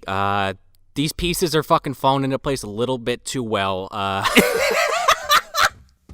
Pumpkin bomb. We go back to Jim Ogilvy, and he's just sitting outside the fucking police station, just sleeping in his fucking shit box. And this cop comes up to me. He's like, "Hey, you parked in my parking spot." And he's like, "Yeah, well, I figured that would get your attention." I learned this trick from a man named Dan Haggerty. The only difference is there's not just a fucking massive smoke cloud billowing out of it. I call it detective work without any actual work. This is Blue Man Kuma, man. I know him from Watchers, and I was like, "Why, that guy looks so fucking familiar?" But yeah. We talked about it a little already, but essentially he breaks down the whole history of Jerry, how they don't know how many people he's killed previously. He could have been doing this for years. And they have zero leads on it because he was so meticulous when he killed his previous family. And he tells Jim, he's like, "Listen, unless he acts again, we're not going to catch this guy." And Jim's like, "You're just going to let him kill another fucking family?" He's like, "We have no leads. What part of that don't you understand?" I don't know. Well, guess what? It's time to become the punishment, the guilty need to be punished. And he's like, "Okay, motherfucker, go get a gun and kill him." Straight up. He's like, and then it cuts to Jim at the fucking shooting range. I'm going to become the discipliner. Discipliner. Wait, what does he have on his shirt? Just like, instead of a skull. just like a wagging finger. Just it's like a sad face. The discipliner. I'm the discipliner. It's a happy face, like he goes in the opposite direction. He goes like full Walmart. It's a smiley face with X eyes. Yeah. Oh my god. The bad people need to be disciplined. I slept for like 10 hours. I feel all kind of discombobulated. Whatever. So after he goes to the shooting range, we cut back to Jerry, and I guess he's trying to fix the family situation so he doesn't have to murder everybody. So he goes to the high school to talk to the principal, and he's like, I know Stephanie's difficult, but like, come on, you really gotta expel her. Like, can't we do something about this? And he fucking manages to pull it off, dude. Yeah, I mean, again, he's a con man. He's good at BSing people. Do I gotta stab you? What? Nothing. And he's like, you gotta do it or I'll kill you and your family. Rick Moranis comes in. He's like, hey, Hodges, right? We work together in California, right? No? Well, I gotta kill him too. Looks like a 2 for 2. Yeah, Booger's like, oh, it was the peas. Oh my god, he killed Booger. Yeah, he's dead. Oh, he would. He fucking would. So I thought this was so great because there's a scene, I forget exactly where it lands, but the doc calls the house and he wants to talk to Jerry, because Stephanie's like, yeah, my stepfather's a real asshole, blah, blah, blah, all this stuff. He scares me and all this shit. So he's like, okay, well, I'd like to talk to him. So he calls the house and Jerry's downstairs, like, painting a birdhouse, and Susan calls down to him and he's like, she's like, hey, yeah, the doc's on the phone, wants to talk to you. He's like, no. He's like, tell him I'm not here. And if he calls back, tell him I'm still not here. And she's like, okay, yeah, he's indisposed or whatever. The fucking doctor ends up finding out that he's a realtor and, like, books an appointment with him to go see a house. This is a brazen fucking doctor. I'm pretty sure that's illegal, but okay. Yeah, especially, like, here's the thing. If he had suspicion that this guy was committing murders, breaking the law, like causing people harm, it's a bit easier to hand wave away and say, like, your heart was in the right place, but maybe your brain wasn't. Yeah. And this is like, you're kind of overstepping some boundaries. Yeah. Before we get to that wonderful scene, though, we jump back to the house and Stephanie opens the mailbox and Jerry has replaced the photo that came for her for the newspaper with, like, another envelope. Like, he changes the photo out and puts the envelope back in the mailbox, and she pulls it out, and this fucking... It's fucking Ned Flanders. Like... Yeah, kinda. It is this Ned Flanders looking like a big toothy grin, glasses, and a porn star, like a pedophile mustache. It's horrifying. Yeah. There's also a hilarious, like, evidence of editing on his forehead, because, like, even though it's a black and white photo, it's very clearly two complexions laid on top of each other, and then he has this weird receding hairline. It's the funniest fucking slap job of a photo edit I've ever seen. Well, apparently it's a picture of somebody that worked on the set. Yeah. She's almost disappointed that it's not him. Yeah. Well, she's convinced after all these meltdowns and, like, you know, the timeline adding up to her. It'd be even funnier if the photo was, like, even poorly edited and she's like, oh, I was wrong. Yeah, right? Yeah, they go full, like, Simpsons movie or Wrongfully Accused, where it's just, like, the same picture of Terry O'Quinn, but there's, like, marker all over it. Yeah, right? Yeah, he just drew fake glasses and gave himself a little devil mustache. I was so sure it was him, but he does not have a unibrow. Oh, it's a different person altogether. I'm pretty sure there is a throwaway scene where he, like, goes into, like, some photo editing place. He does. I don't know where he got that photo. Did he just, like, point at one on the wall and says, that one, print me out a copy this size? That ugly motherfucker. Here, do me a favor. Make this different. But no, don't make it look like me, though. Make it look, I mean, that is me, but don't make it look like me more. Make it look like somebody else. Make him look laughable. In fact, I have a Polaroid on me. Can I just take a picture of you and you just print this out for me? Not usually our policy, but okay. Can you just take a picture of yourself and just paste it over there? There's an unseen subplot where this guy gets arrested. Yeah, right? He gets taken in. Your photo turned up in a crime scene. We go to this fucking scene where the doctor is posing as someone trying to buy a house. And he goes in this house with Terry O'Quinn, and Terry's like, oh, yeah. He's like, oh, brand new flooring. I forgot to tell you about that. He's like, oh, yeah, kitchen back here? He's like, yeah, kitchen's right back here. And just basically, like, bullshitting with them a little. And then the doctor can't fucking help himself. He starts being a doctor and asking him a little bit too many questions. Well, it's very casual at first because he comes in and he knows how much family means to Jerry. Like, he knows all this shit about him already from Stephanie. So he's like, oh, you gonna come in? You got a family? You married or whatever? He's like, nope, bachelor. And he's like, I don't believe in all that family crap or whatever. And he's like, and you see fucking Jerry, like, twitch. There's like a frame skip and his head goes to the side. He's like, what? Yeah. And then, yeah, like Sean was saying, like, they're basically conversing, and then, like, Duck just goes a little too far by, like, asking him something personal, and he's like, so what's the deal here? You interested in me or the house? And he's like, oh, I'm sorry, my wife says the same thing, or blah, blah, blah. And he's like... Right, like he takes his work, into his personal conversations because he can't help it. And he's like, you said you were single. And he's like, oh, well, I was divorced. And I was like, you blew it, Doc. You fucked. Especially because, Jerry had this 2x4 fucking planted in the corner, apparently. He's like, you ever seen the movie Walking Tall? Well, the room is under construction, and Jerry's just like, yeah, that's not good enough. And he takes this fucking 2x4 and starts beating this man, and he's like, who are you? He's like, how did you find me? How'd you get on to me? And he's like, I just want to... He thinks he's like a cop or something. Yeah, he's like, I just want to buy a house.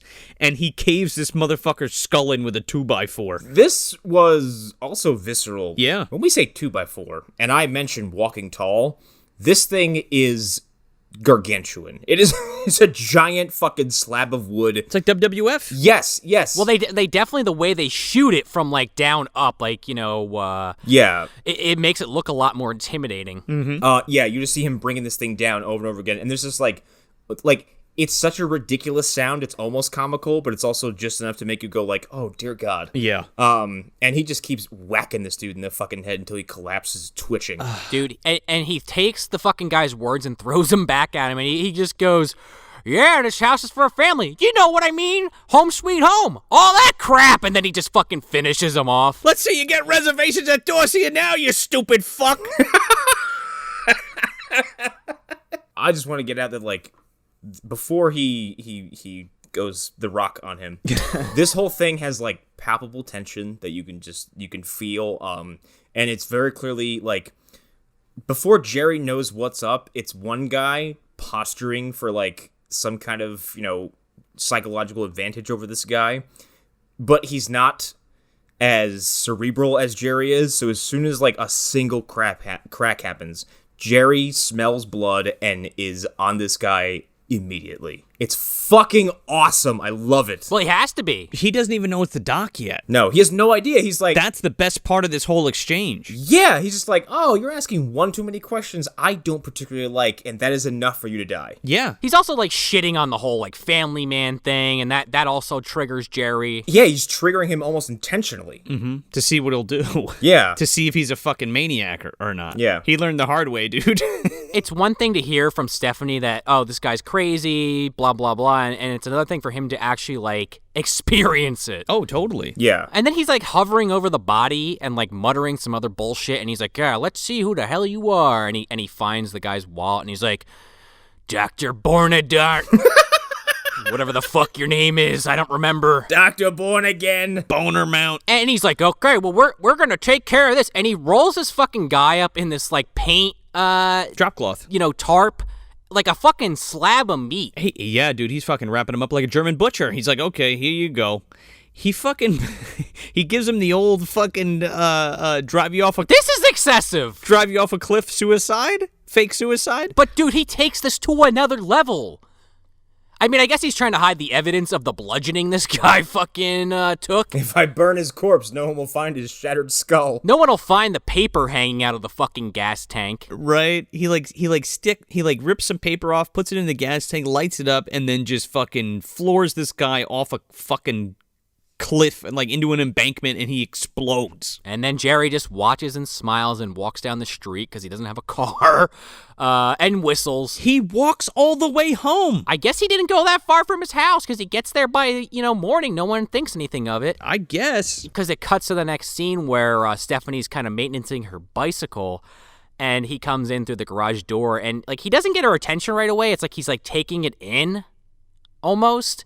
And then he's like, oh, yeah, Stephanie, yeah, the doctor's office called. There was a terrible accident. She's like, oh, so I won't go to my session this week? He's like, no, he's dead. Right, but the way that it's acted and handled, like, the actual dialogue happening here is very, like... Oh, it's great. Emotional to the point where, like, he's manipulating her feelings. Oh, yeah, hardcore. I mean, I'm giving you the Cliff Notes version, but Joe's 100% right. No, I know. I just want to kind of break down like what exact like the emotional weight of the scene and stuff. And he's like manipulating her emotions and then like getting her to trust him more or confide in him. Yes. Create a bond with her over murdering her fucking therapist. Yeah, exactly. Yeah, he has one line that got under my skin, and it was like, he's like, yeah, in a way, he's like, he's the one that brought us together finally. I was like, ooh, you son of a bitch. Yeah, and I was like, damn, that is some stone cold shit right there. Yeah. Well, and then, while they're bonding, we cut back to Jim briefly because he owns the house now that Jerry killed, the old house that Jim's sister lived in before she was murdered. Hey, good for him because he's been living out of his fucking car, man. Yeah, he's got a leg up on Haggerty in that case.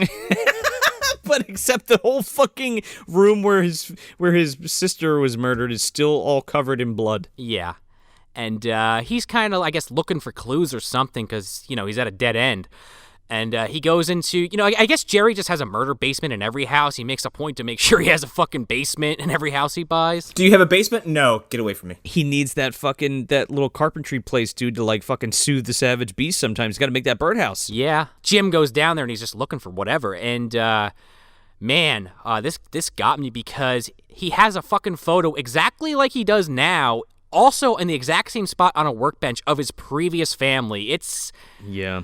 Joe, I'm going to steal a word that you like to use occasionally, and I think it fits here perfectly. It's fucking bone-chilling. Yeah, man. It sure is. Well, it's imagine having that suspicion confirmed, in such a hard way, where it's like, it's also right under your nose. It was in your family's house. Yeah. You've conversed with this man. And when he meets the cop, earlier, and the guy's like, well, do you think he did it? He's like, I could definitely see it. Probably, most likely. Like, he knew this guy was off. He didn't think he would kill his fucking sister, but he knew this guy had some kind of screws loose. Right. And he would know him if he saw him again, for sure. Oh, yeah. He finds a magazine, like a travel magazine, with some pages ripped out. I thought this was a great piece of writing on the writer's part for the script. To be perfectly honest, it is like literally the only mistake, I guess I'll say, that Jerry made, and it's kind of indicative of how little the police cared about this case. Because Jim's down there for a day or two, and he finds this. Yeah, he goes down there, and it's like on the workbench, and it's a magazine, and he's like flipping through it to see if there's like anything in it, like because it was like folded over or something. And there's like a bunch of pages like ripped out of the middle, and he's like, well, what the fuck? That's fucking weird, right? He's literally grasping for anything that he can latch onto, so this could easily have been missed by the cops and not even fucking thought of, Yeah, no, that's a good point. So he hightails it to the fucking library. We were talking about this before we recorded, and we were just like, yeah, remember that being a thing? Yeah. What is like libraries are still a thing, but like I don't think you can walk into a library now and have like just piles and piles and piles of like Time magazine or Travels magazine. Like no, because it looks like that in like antique shops now, and like used bookstores have like a magazine section. It looks just like it. Yeah. So he's able to, and plus this is a magazine from like, I don't know, like a year ago. Yeah, just out on the shelf. Well, he's got to flip through it a little. Yeah, he ends up flipping to the pages that are missing, and it's like the best places to raise a family in Washington. The place is like Oak Ridge, Washington or some shit. And that's how he kind of narrows down where to look. Right, because he's looking for a town that fits his fucking, perimeter that he's figured out in his head. Right, exactly. And then he jumps, clicks his heels, and goes, it's a red letter day for Crank Vassal. Here I come, Terry, or Daniel, whatever your name is. We go back to the house, Jerry's house, and we have that bonding kind of expanded upon between him and Stephanie and Susan, really, to a point. It's so creepy. Of them building this birdhouse that he's been kind of meticulously working on in his murder basement. And she comes out and, like, again, like, Stephanie's been so against everything that he's done or is doing. And she's like, hey, Jerry, can I help you with that? And he's like, okay, Buttercup, come over here and help me. And they do, and she does, and they put up this fucking birdhouse together, and everybody's happy, and then like we cut to like Thanksgiving dinner that they're having, and like, man, we're so happy that we're a family, and everything is fine for about 5 minutes. Yeah. Also, we didn't realize this was a Thanksgiving movie. Oh yeah. Even if it's literally one scene, just want to point that out, like the fucking boneyard. I'm pretty sure this is a Halloween and Thanksgiving movie. Oh, yeah. Like, the timeline on this is a little skewed because I think there's a lot of time jumps that they just don't really explain. It's just kind of like they go to the next important bit. Yeah. It's not important. I think it has a lot of time that's condensed, which would actually make, Revenge Man, what the fuck is his name? Jim.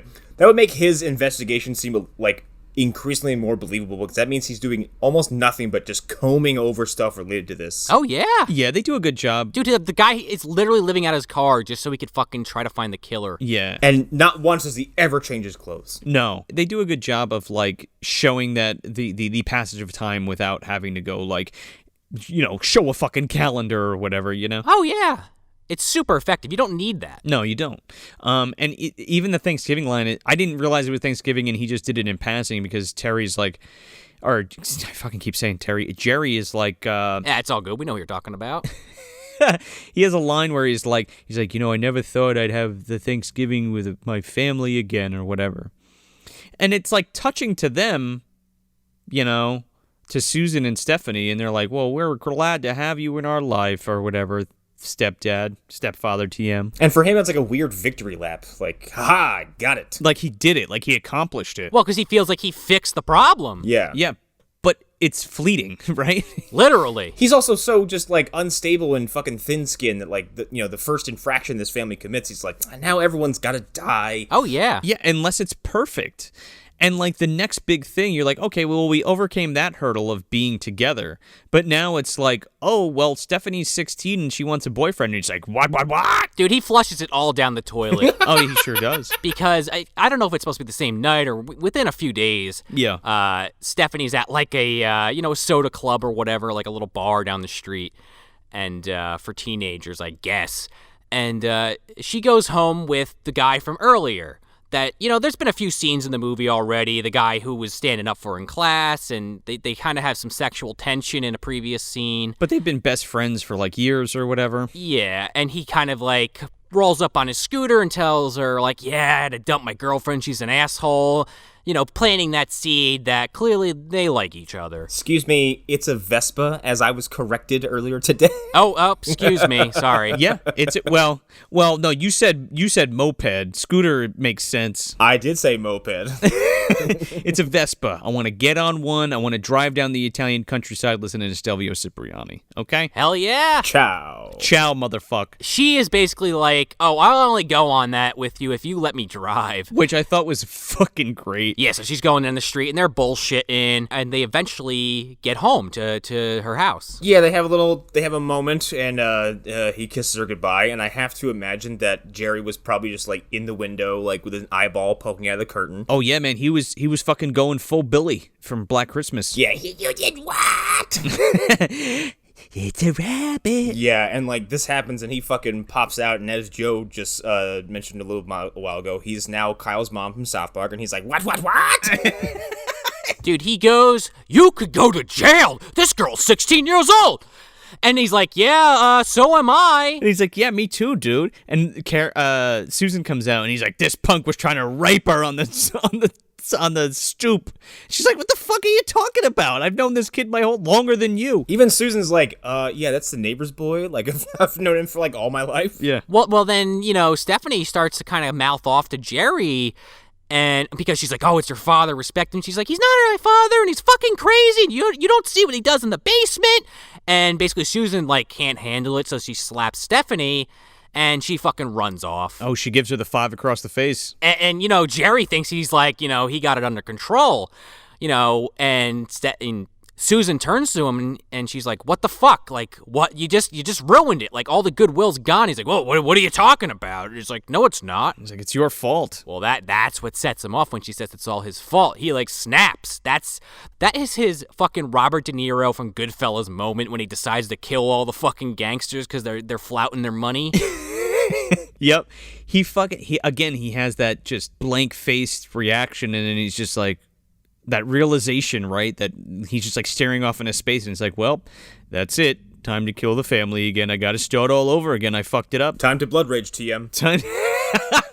Well, and that's the thing. It's 100% his fault. Yeah. It's not Stephanie or Susan. Like, he's the one that came in and fucking interrupted their lives, and now he's the one that's like, well, I gotta fix it. Well, he completely overreacted, and now Stephanie's against him again. Well, it's funny because, like, I imagine he would see, what's his name, Paul? I don't know. I some shit. Boy, I imagine he would see him as an invader, despite being an invader himself, and it's like, he's extremely territorial, so, like, if someone else were to enter the household, he's like, what? No, like, we can't have a fourth party involved in this in this household. It's also going back to that whole thing where he's, the all-American dad, he's old school, because he even says, like, in an earlier scene when Susan's joking about Stephanie having a boyfriend, he's like, we got a whole life ahead of us for that. She doesn't need to be dating any boys. Like, he's that stereotype. 16's too young. It just becomes the fucking preacher from the giant spider invasion. No sex before marriage.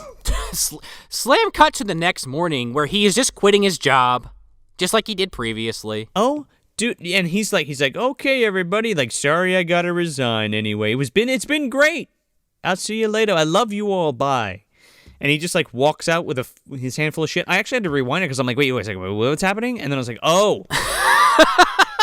Well, I love this part, too, especially because Jim now kind of knows where this guy lives. At least, he has a much closer ballpark than he did previously. So he's kind of going down. He's narrowed it down to a town or, like, a county. Yeah, exactly.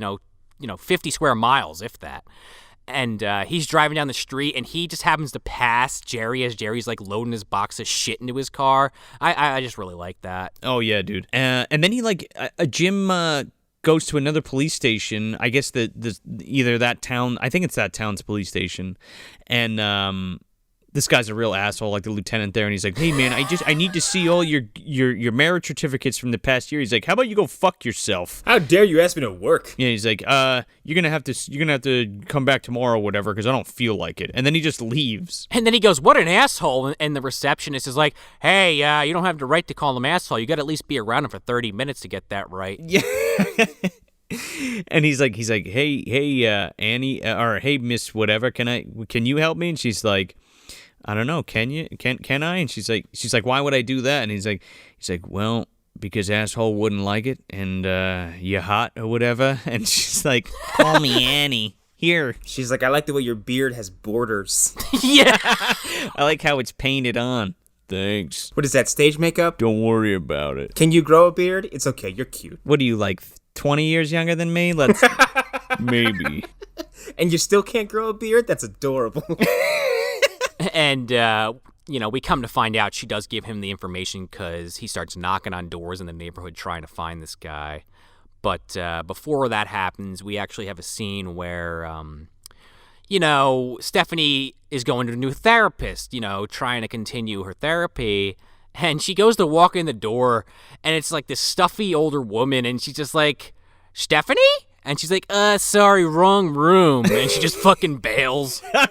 Yep. This part's really sad. Yeah, she ends up, like, going into his office and, like... Her old doctor's. Yeah, her old doctor's office. And, like, she's, like, going through his pictures and stuff. And there's, like, a picture of him. I believe there's a picture of him and her, right? Well, it's him and him, like, I assume, like, his kid. Yeah. And then, like, on his, like, day planner, like, on his desk, he has the appointment written down and the address. Whoops. Of when he went to go meet Terry O'Quinn. And she immediately was like, what? Wait, what? So she sneaks into the fucking house. Yeah, and she's, like, trying to find clues and shit. And then there's, like, a jump scare here of, like, some other realtor, like, hey, what are you doing?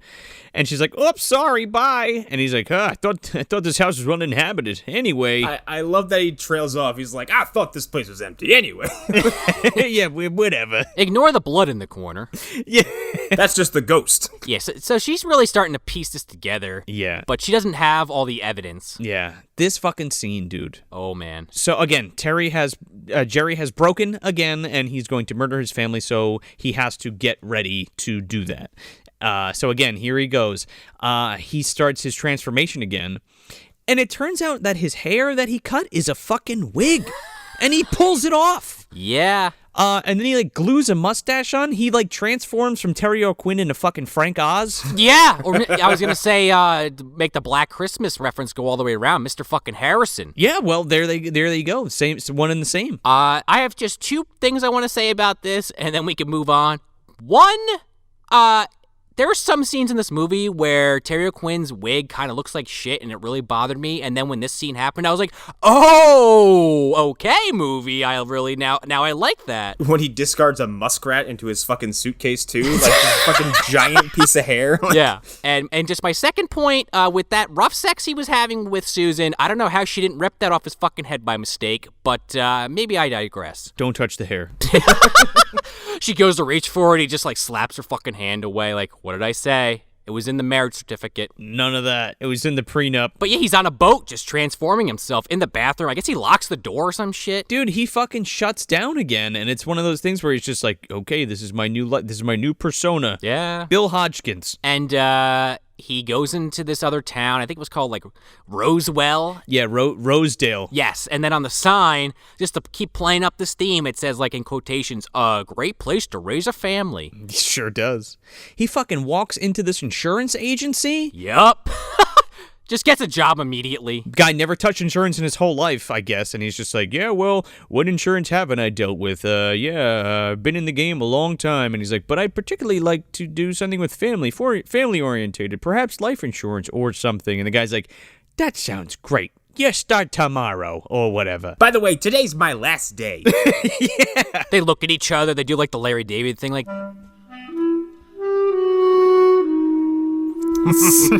Hey, you doing what I'm doing? What are you doing? I don't know, but are you doing what I'm doing?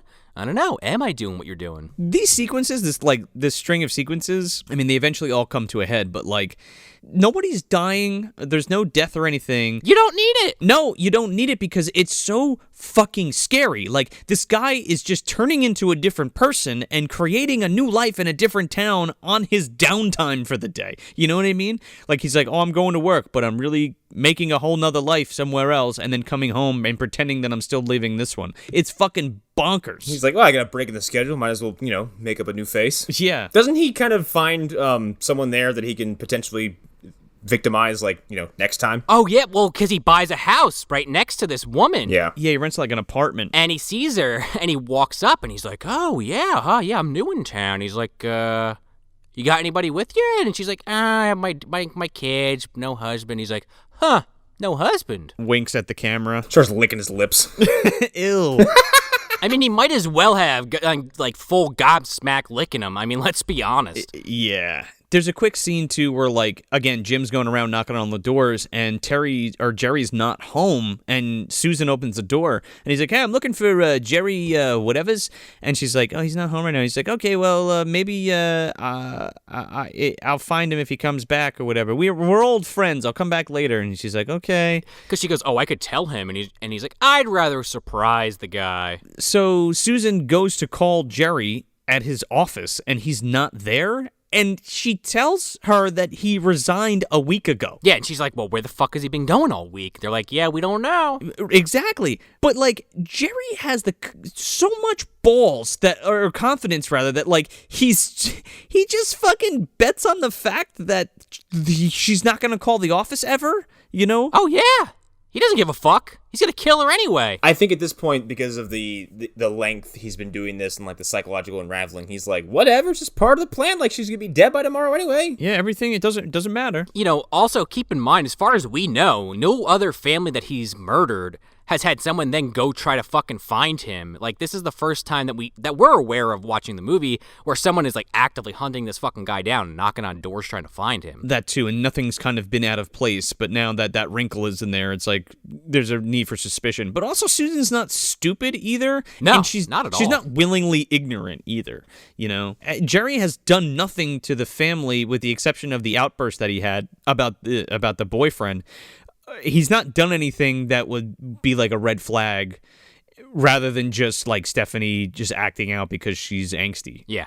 After that whole scene where he flips out, they have like a quick dinner scene where it's totally silent and it zooms in on Jerry. And Susan is just like, oh, we need to fix this. We need to do something about this. And he's like, I am fixing it. But he also has a quick scene where he sees that family from earlier with the little girl and he creepily waves at her. Yeah. Which I don't really get that scene other than the fact that it's like probably him in his head imagining like, oh, this is like the perfect family. This is what I'm trying to represent. Yeah, that should be me, basically. Yeah, it's his 1 hour photo moment. Yeah, right? Yeah, where do you... Yeah, like literally. Uncle whatever. What is his name in that movie? Z or some shit? Silas, I think, or something like that. Silas. Uncle Si. And he's like, hey, how you doing? I'm just eating your food and sleeping on your couch. Real quick. So that dinner scene that Sean just mentioned, there's no dialogue in that scene. It just zooms in on Terry O'Quinn and he like shiftily like looks to either side of him at Stephanie and Susan. And without saying a word, that scene is so fucking creepy because this man is plotting how he's gonna kill him. Yeah, to not only fucking get a new life, but how is he going to murder them? Yep. And he's just eating his chicken, thinking about it, and they have no idea what the fuck is going on. Right. And then we jump back to the whole phone call situation, and Terry starts coming in whistling, pretending like he's coming home from work. He comes in whistling. And he's like, oh, hey, Susan, how you doing? She's like, don't fuck with me. Like, don't BS me. And he's like, huh? What are you talking about? She's like, where you been all day? He's like, oh, I was at work. I was showing a house down the street. She's like, no, you weren't. I called your fucking job. Like, they said you quit a week ago. And this motherfucker tries to, like, play it off like, oh, the receptionist, what an asshole. These new people, they don't know what they're doing. Yes. I never got anybody fired. The receptionists are the fuck-ups here. She almost buys it. Yeah. Except that he goes, how could you forget a name like Hodgkins? Yeah, because she starts to actually believe him. Yeah, and she goes, what? Oh, and then we get the line of the movie. Oh, God, this is fucking fantastic. He turns around and he goes, what did I say? She's like, you said Hodgkins. And he's like, who am I here? And I love it because, like, he's, at this point, full transparency, the veil is up, and he's like, I don't care. Like, let me gather my own fucking bullshit right here for a second because you're now inconsequential to this. Oh, yeah. And she's like, Jerry? ? And he's like, that's it. And he fucking beats this woman in the face. She gets fucking Don Rickles, man. Oh, man, this looked fucking painful.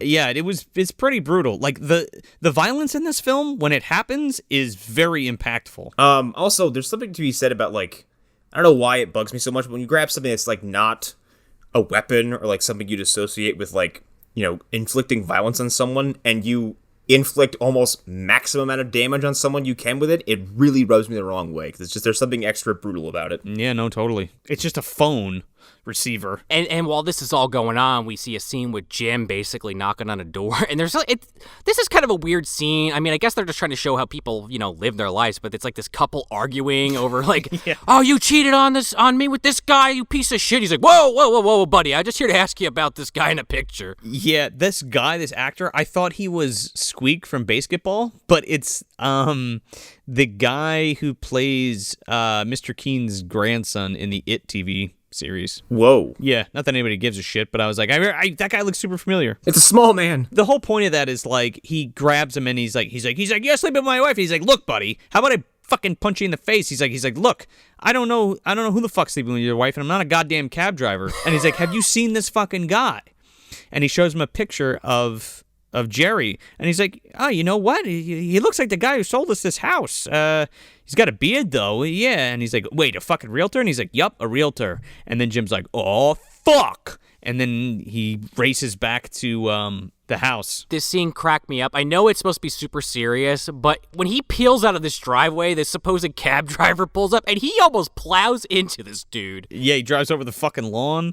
There's a couple things in this scene that kind of took me out of it a little bit. Sure. What, like Jim driving down the street going so fast he gets air? He fucking hits a ramp, like... Well, it's railroad tracks. Yeah. All of that's fine. It's when he comes to the nuns walking across the street with, like, the Catholic school kids. Suddenly I was like, what the fuck is this airplane? When is someone in a wheelchair gonna pop up next? And then a walker? Like... Right, and he's, like, looking at his watch like, come on, goddammit. Yeah. I mean, it's definitely, like, I don't know if it was meant to be a comical scene, but it's really just there to slow him down. Like 7 jugglers follow the nun, like... Shakes the clown, walks by, drunk out of his mind.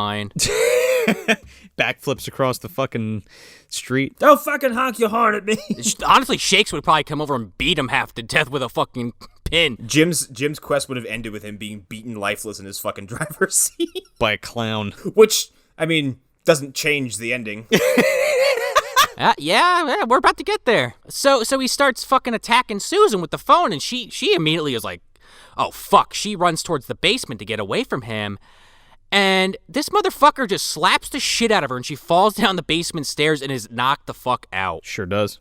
It's, I mean, maybe I'm oversimplifying that a little, but it's super intense. I think me and him both thought she was dead. Yeah, he knocks her down the stairs, and then he just does something so bizarre. He, like, picks up the kitchen knives and dumps them all out of the holder. He's got to pick one. Yeah, he's got to get the best one. As if to be like, which one's the best one? And he picks up the fucking Michael Myers knife. Which one's the best family murdering knife? All right, a good old stabbing weapon. This is the same kind of one I used last time. Yeah, exactly. Perfect. Oh, yeah, right? It all has to be perfect, right? It has to be the same weapon and everything? Well, that's his whole thing, yeah. So he's like, the dog is there, and I thought for sure this fucking dog was going to get stabbed. Dude, they play with your emotions here. Oh, man. I was like, oh, man. This works really well because you're sitting there cringing, like, oh, he's gonna kill the fucking dog, like this son of a bitch. They gotta kill the dog, of course. And then Stephanie comes in, and it's like, I'm home. And the dog runs off, and Terry O'Quinn's like, all right, I guess the dog gets to live another fucking day. Yeah. And then we get this fucking scene that is just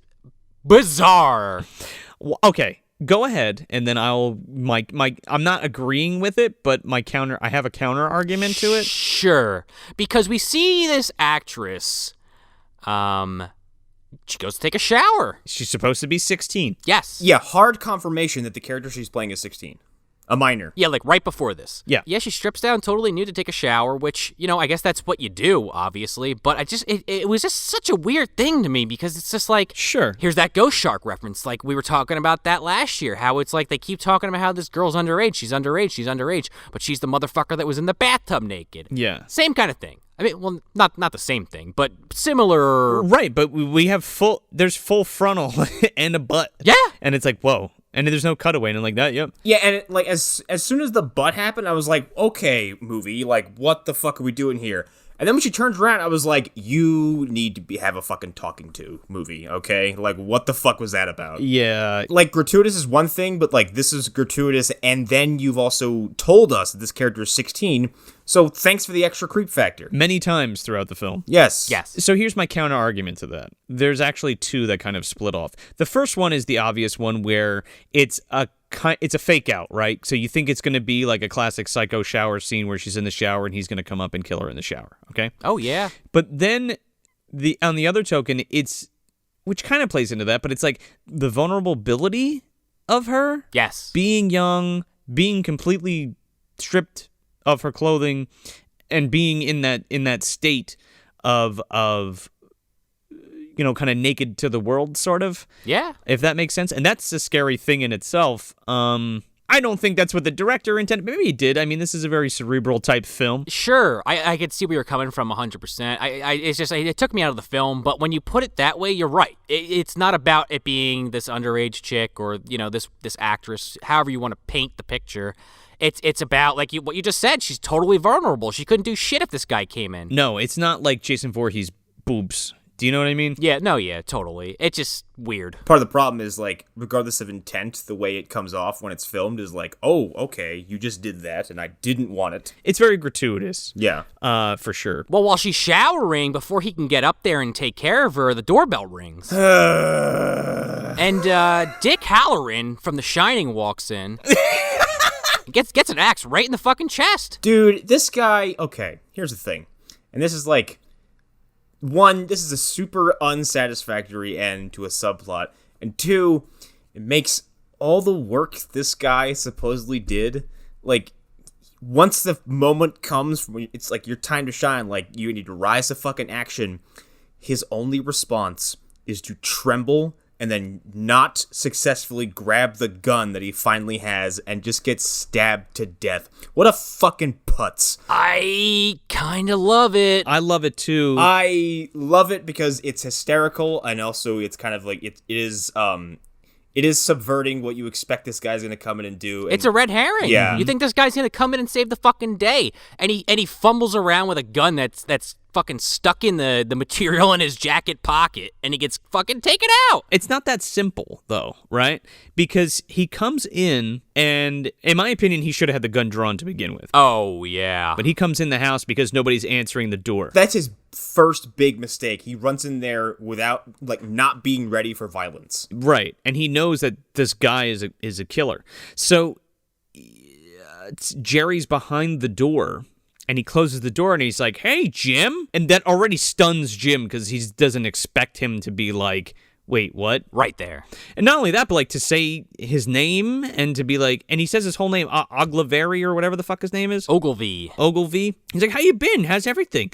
And he's like, He's like, "You got blood on your face." And like Terry O'Quinn like reaches up, and he's got a big bloody hand and a knife.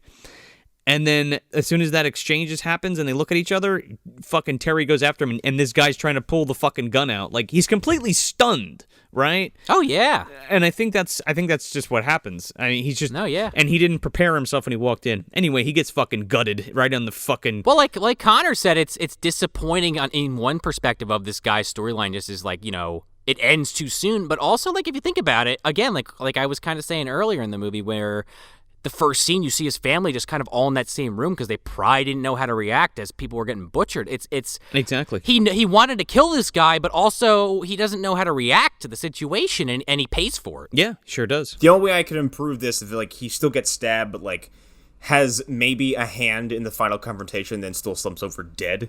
I thought that was going to come later, but I'm glad he just stays dead. Oh, yeah. His corpse became like a running joke every time it appeared in the scene. I'm like, there's a totem to your failure. Yeah. Oh, Jim. Well, in the time that it takes Jerry to kill Jim, Stephanie has gotten out of the shower. Next time, Jim, call before you stomp by. She's gotten out of the shower, and that's where you get that scene Joe was kind of talking about that builds the tension of her being in there. And Terry O'Quinn goes into the bathroom and sees she's no longer in there, but she's like down the hallway. She's not really that far away from the guy. He goes to fucking stab her, and she like catches it like in the towel and dodges it and jumps back into the bathroom. She pulls Luke Skywalker's slidey slide from The Last Jedi. Yeah. She fucking runs into this bathroom, dude, and this scene is terrifying too because, like, oh my god, Terry O'Quinn's acting is just so fucking good. There's like a mirror on the back of this bathroom door, and he's pounding on it with the butt of this fucking knife, and every time he hits it, it's like denting the fucking door. And when you say pounding, like it is like a throttling that he is just constantly slamming this like mile a minute, just screaming. Oh, he's violently beating a door in and the mirror on it really helps this because like you get a sense of how much his aggression is increasing when the mirror starts to crack and fall apart. Like, and then it shatters. He's beating on this door so fucking hard and aggressively that he's breaking things that are attached to it. So she can't get out of this bathroom, so she grabs like a hand towel and like picks up a shard of glass like as a knife. I'm sorry, I couldn't help it. Well, and then we do get, unfortunately, a error here. But I think the shot's so fucking amazing, I don't really care. I love it, dude, because he fucking finally breaks this door and fucking blows through the fucking glass door, like through the door and through the mirror onto the floor. And the error, it would be that the mirror was being shattered previously and it's totally intact when he jumps through it, but... Oh, yeah, it's a full plate. Sure. It looks amazing, so whatever. It's so dope. Doing a movie on a budget. Yeah, for sure. And then she stabs him in the arm and then fucking gets around him. And she goes through like the, old houses. I guess maybe they still do this, but they have like that, the laundry room or the laundry closet that's like built into the wall, and there's like the attic right above it. She crawls up into there. That actually fucked me up for a second because she opened that door. I was like, fuck, dead end. And then she starts climbing the shelves. I'm like, where are you going? This scene, this is remember, I described this on the Black Christmas episode about how my attic is. This is exactly how it is. It's this little scuttle that's in a closet, and you can barely fit your body through it. And then when you get upstairs, it's this giant fucking attic. Yeah. With shit in it. And so she goes up there, and he's kind of like right on her fucking heels. And she slides this fucking sled at his head.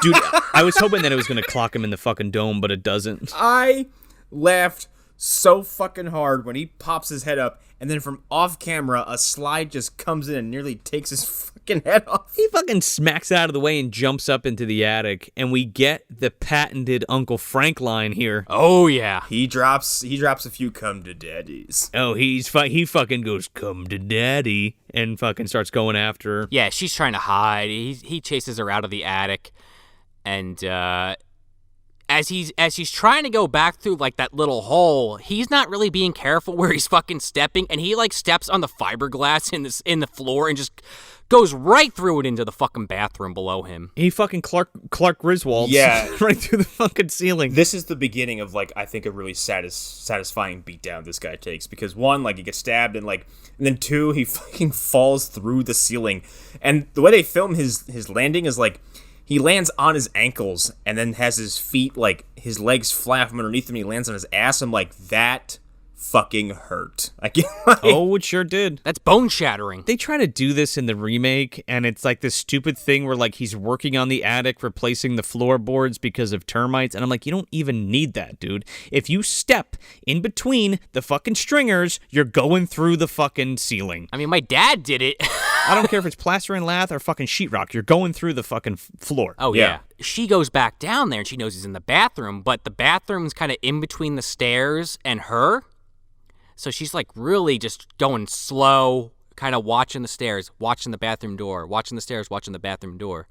And she gets to the top of the stairs, and she feels like the coast is clear, and her mother, who has basically crawled, just picture this, from the basement to the fucking kitchen, to now like the midpoint of the stairwell, and at some point grabbed Jim's gun on the ground during all this? Yeah, she's at the landing of the stairs that go upstairs. And she's like, Stephanie, get out of here. She's like, Murphy, I'm a mess. Terry fucking appears and like grabs her by the fucking face and like throws her into the corner. And he like goes down to kill Susan, and she fucking shoots him in the arm. She unloads on his ass. Yeah, well, and then he's like, fuck, well, I'm not going that way. So he goes up to kill Stephanie. Danger down below. Yeah, so then she shoots him like in the back, and he like falls, drops the knife, and then she shoots him in the ass, and he fucking collapses on the stairs. And then it's like this race to get the butcher knife between Stephanie and Terry O'Quinn. Right, because the handgun's out of bullets. Yeah. Spoilers. Steph gets there, picks up the fucking knife, and stabs him in the fucking heart. And he like stands up, and he's just like completely stunned. And he's like trying to say, I love you, and then falls backwards down the fucking stairs into the railing. Yeah, and that's that. Yeah, and the extra effect of him hitting the railing and having it break not all the way, but just enough to like come separate from the wall is a really cool effect. It's cool because like that shit was sturdy as fuck, and you hit it hard enough to where it broke a little bit. Yeah. Yep. Yeah. You know what I mean? Like that hurt like a motherfucker. And then they pan out and you see Jim's fucking failure of a body just sitting there. There he is. Poor guy. Yeah.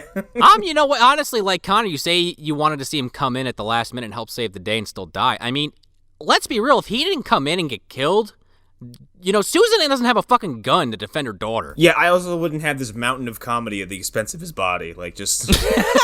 Well, that too. I think that would cheapen it, though, if he was like, I'm still kind of awake. I'm still not dead all the way. Kaplooey. Like, I like that. Like, this isn't fucking Die Hard. We don't need Carl Winslow blowing Vigo away at the end. No. Well, excuse me, Sigvaltsen. Yes, Sigvaltsen. Well, death is a door, all right? Time is but a window. Time's a window. He'll be back. You know, I would have been satisfied with the movie ending here, but the fucking cherry on top. Yeah. They cut to later. They don't really specify when, but they cut to the backyard, and Stephanie has this fucking, like, saw, this electric saw, just cutting the fucking birdhouse down. Yes, it's a sawzall. And it hits the ground, and her and Mom go inside, and... credits. Fade to black. Yeah. I love this movie. Yeah, this fucking rules. Yeah. So much. I'm glad that, like, two of the movies and, like... see, here's the thing. This isn't a slasher, but I'm sure it is widely regarded to be in, like, the slasher pantheon. And I'm glad between this and Black Christmas that we watched two of the most, like, cerebral, intelligent, reserved, and conservative horror movies that you could mistake for a slasher on the surface. but actually don't have a large body count and spend a lot of time just building up tension and making you nervous and making you uneasy, and everything is it's a boiling pot of water as opposed to a fucking a bowl, like a pot of popcorn that's going off. Yeah, absolutely. Sure. And I mean, we've talked about that on the show in the past, about how, like, you don't need a body count for a movie to be good. Like, sometimes you kind of need it. Depends on the movie, but... What are you talking about, Sean? I need tits and I need blood, because that's what makes a horror movie. It's been 75 seconds. Someone hasn't been decapitated. Where's the boobs? Listen, like, I love Friday fucking 6 more than anybody else. Sure. But, like, not every movie needs to be a bloodbath. Like, you can get away with 1 or 2 kills and make a movie fucking... intense. Yeah, and like Friday 6 is like making your head spin with how much is going on in that movie. Well, they knew what they were making. Well, yeah. Yeah, exactly. It's the 6th entry in the franchise, guys. Come on. So where are we putting this? Shelf. Undisputedly on the shelf. Or irrefutably, whatever the word is. This is captivating and really interesting, and like I said, cerebral and smart, and isn't preoccupied with trying to do anything super cheap. And there's a lot of little seeds that are planted everywhere that either have decent payoff or kind of just are designed to be nebulous. All the performances are great. When there is violence, it is shocking and appalling and uncomfortable and really, really hard-hitting and mean-spirited. But it works for every scene it's in. And the beating this guy takes at the end, he gets the old Pennywise special. He gets fucking just beat from pillar to post. It's awesome. Yeah, this is super satisfying. It's absolutely on the shelf. It's definitely on the shelf for me, for sure. I hadn't seen this in a long time, and I'm glad Sean had brought it up to want to do it again and to revisit it, because it's such a strong fucking movie. And I'm going to go in on what Connor said with the comparisons between like this and Black Christmas and that type of cerebral horror that I feel like is just not utilized enough nowadays.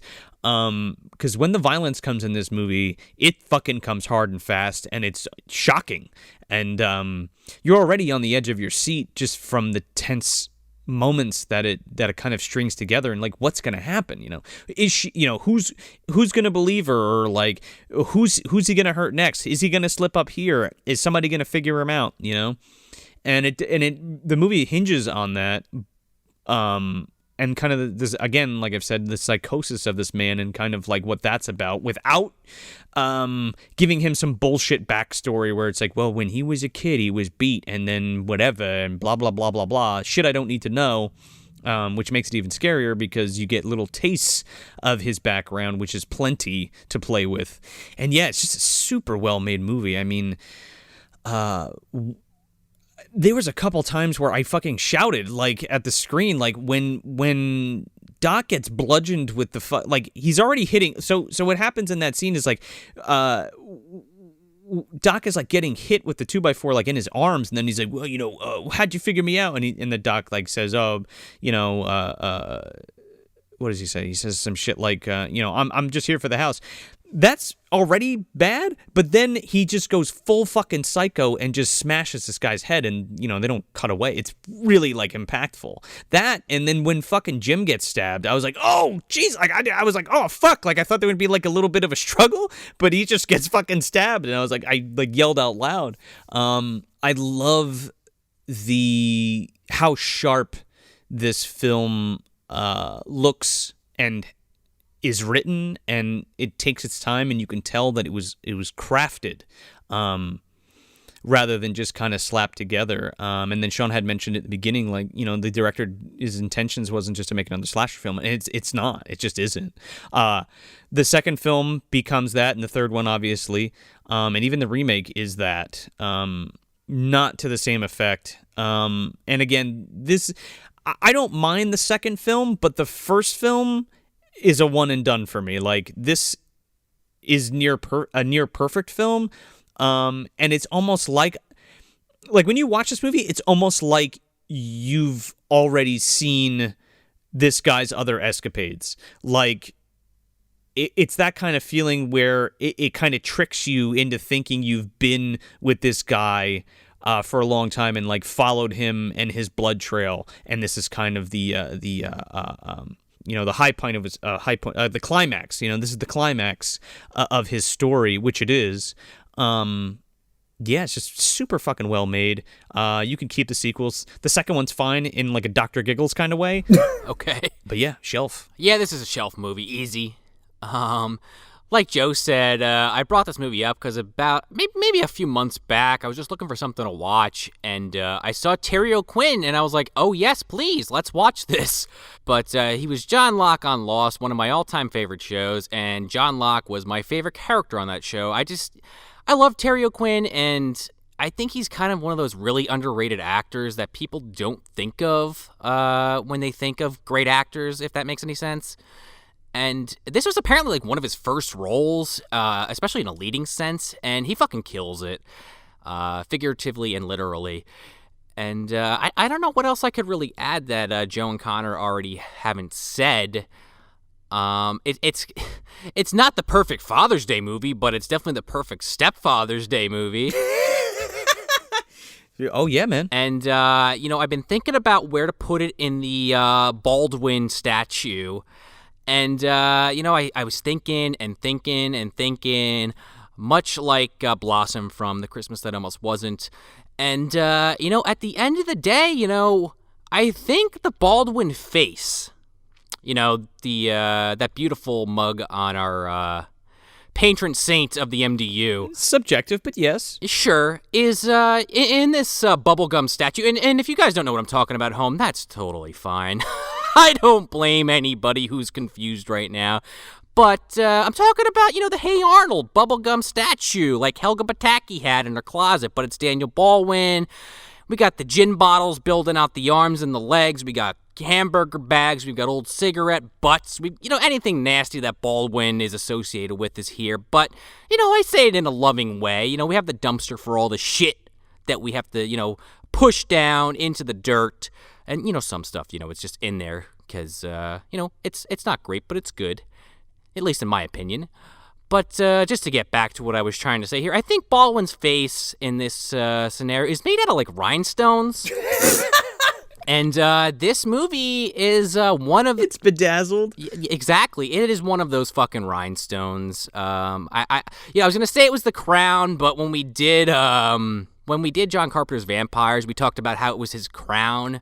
Was that movie because it was like his, crowning achievement in acting and everything. But with that said, I think like to go any higher as far as quality of film on the Baldwin shelf or whatever the fuck I'm calling this, I think I got to go with the rhinestone face, which, elevates it above the crown in my mind.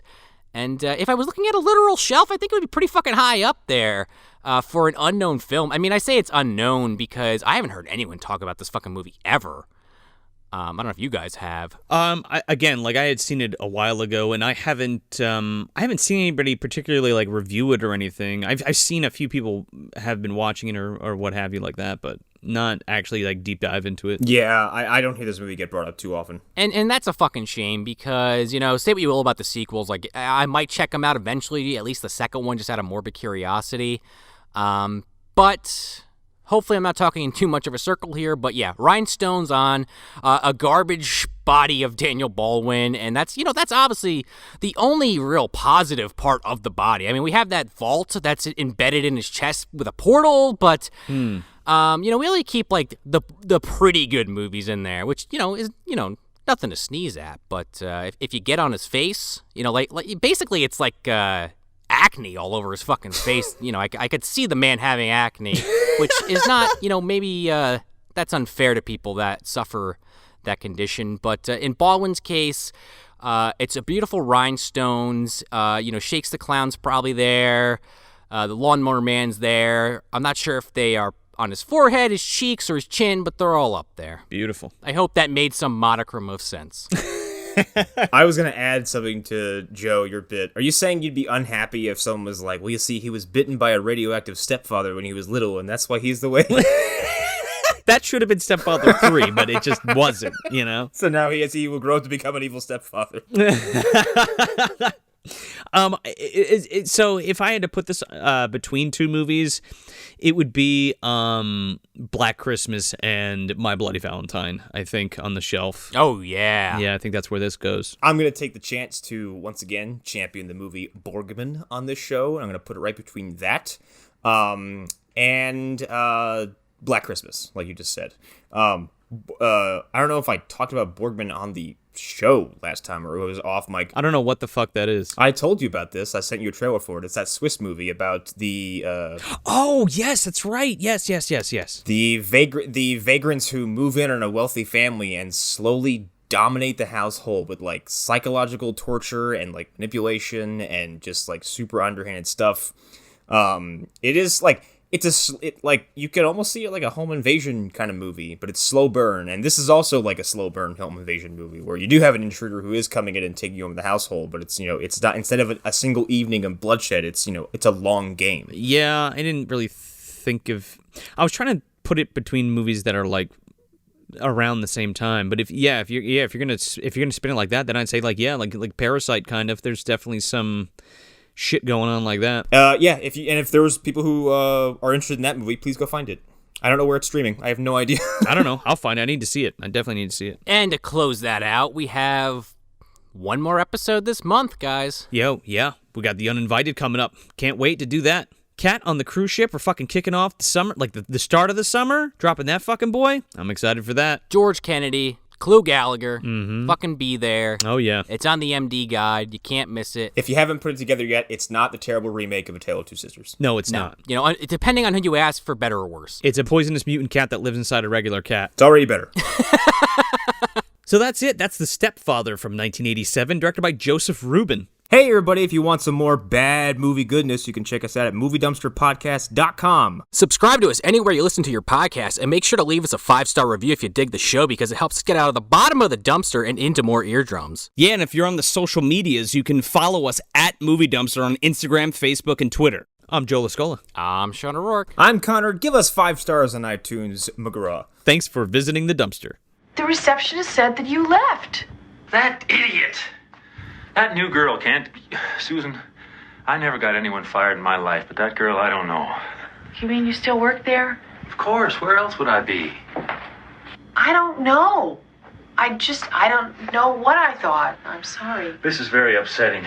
Old man Grace is still there. No, forget it, honey. Forget it. She probably just got the name wrong or something. Hodgkins, what's to get wrong? What did you say? Huh? Wait a minute. Who am I here? Jerry. Jerry Blake. Thank you, honey.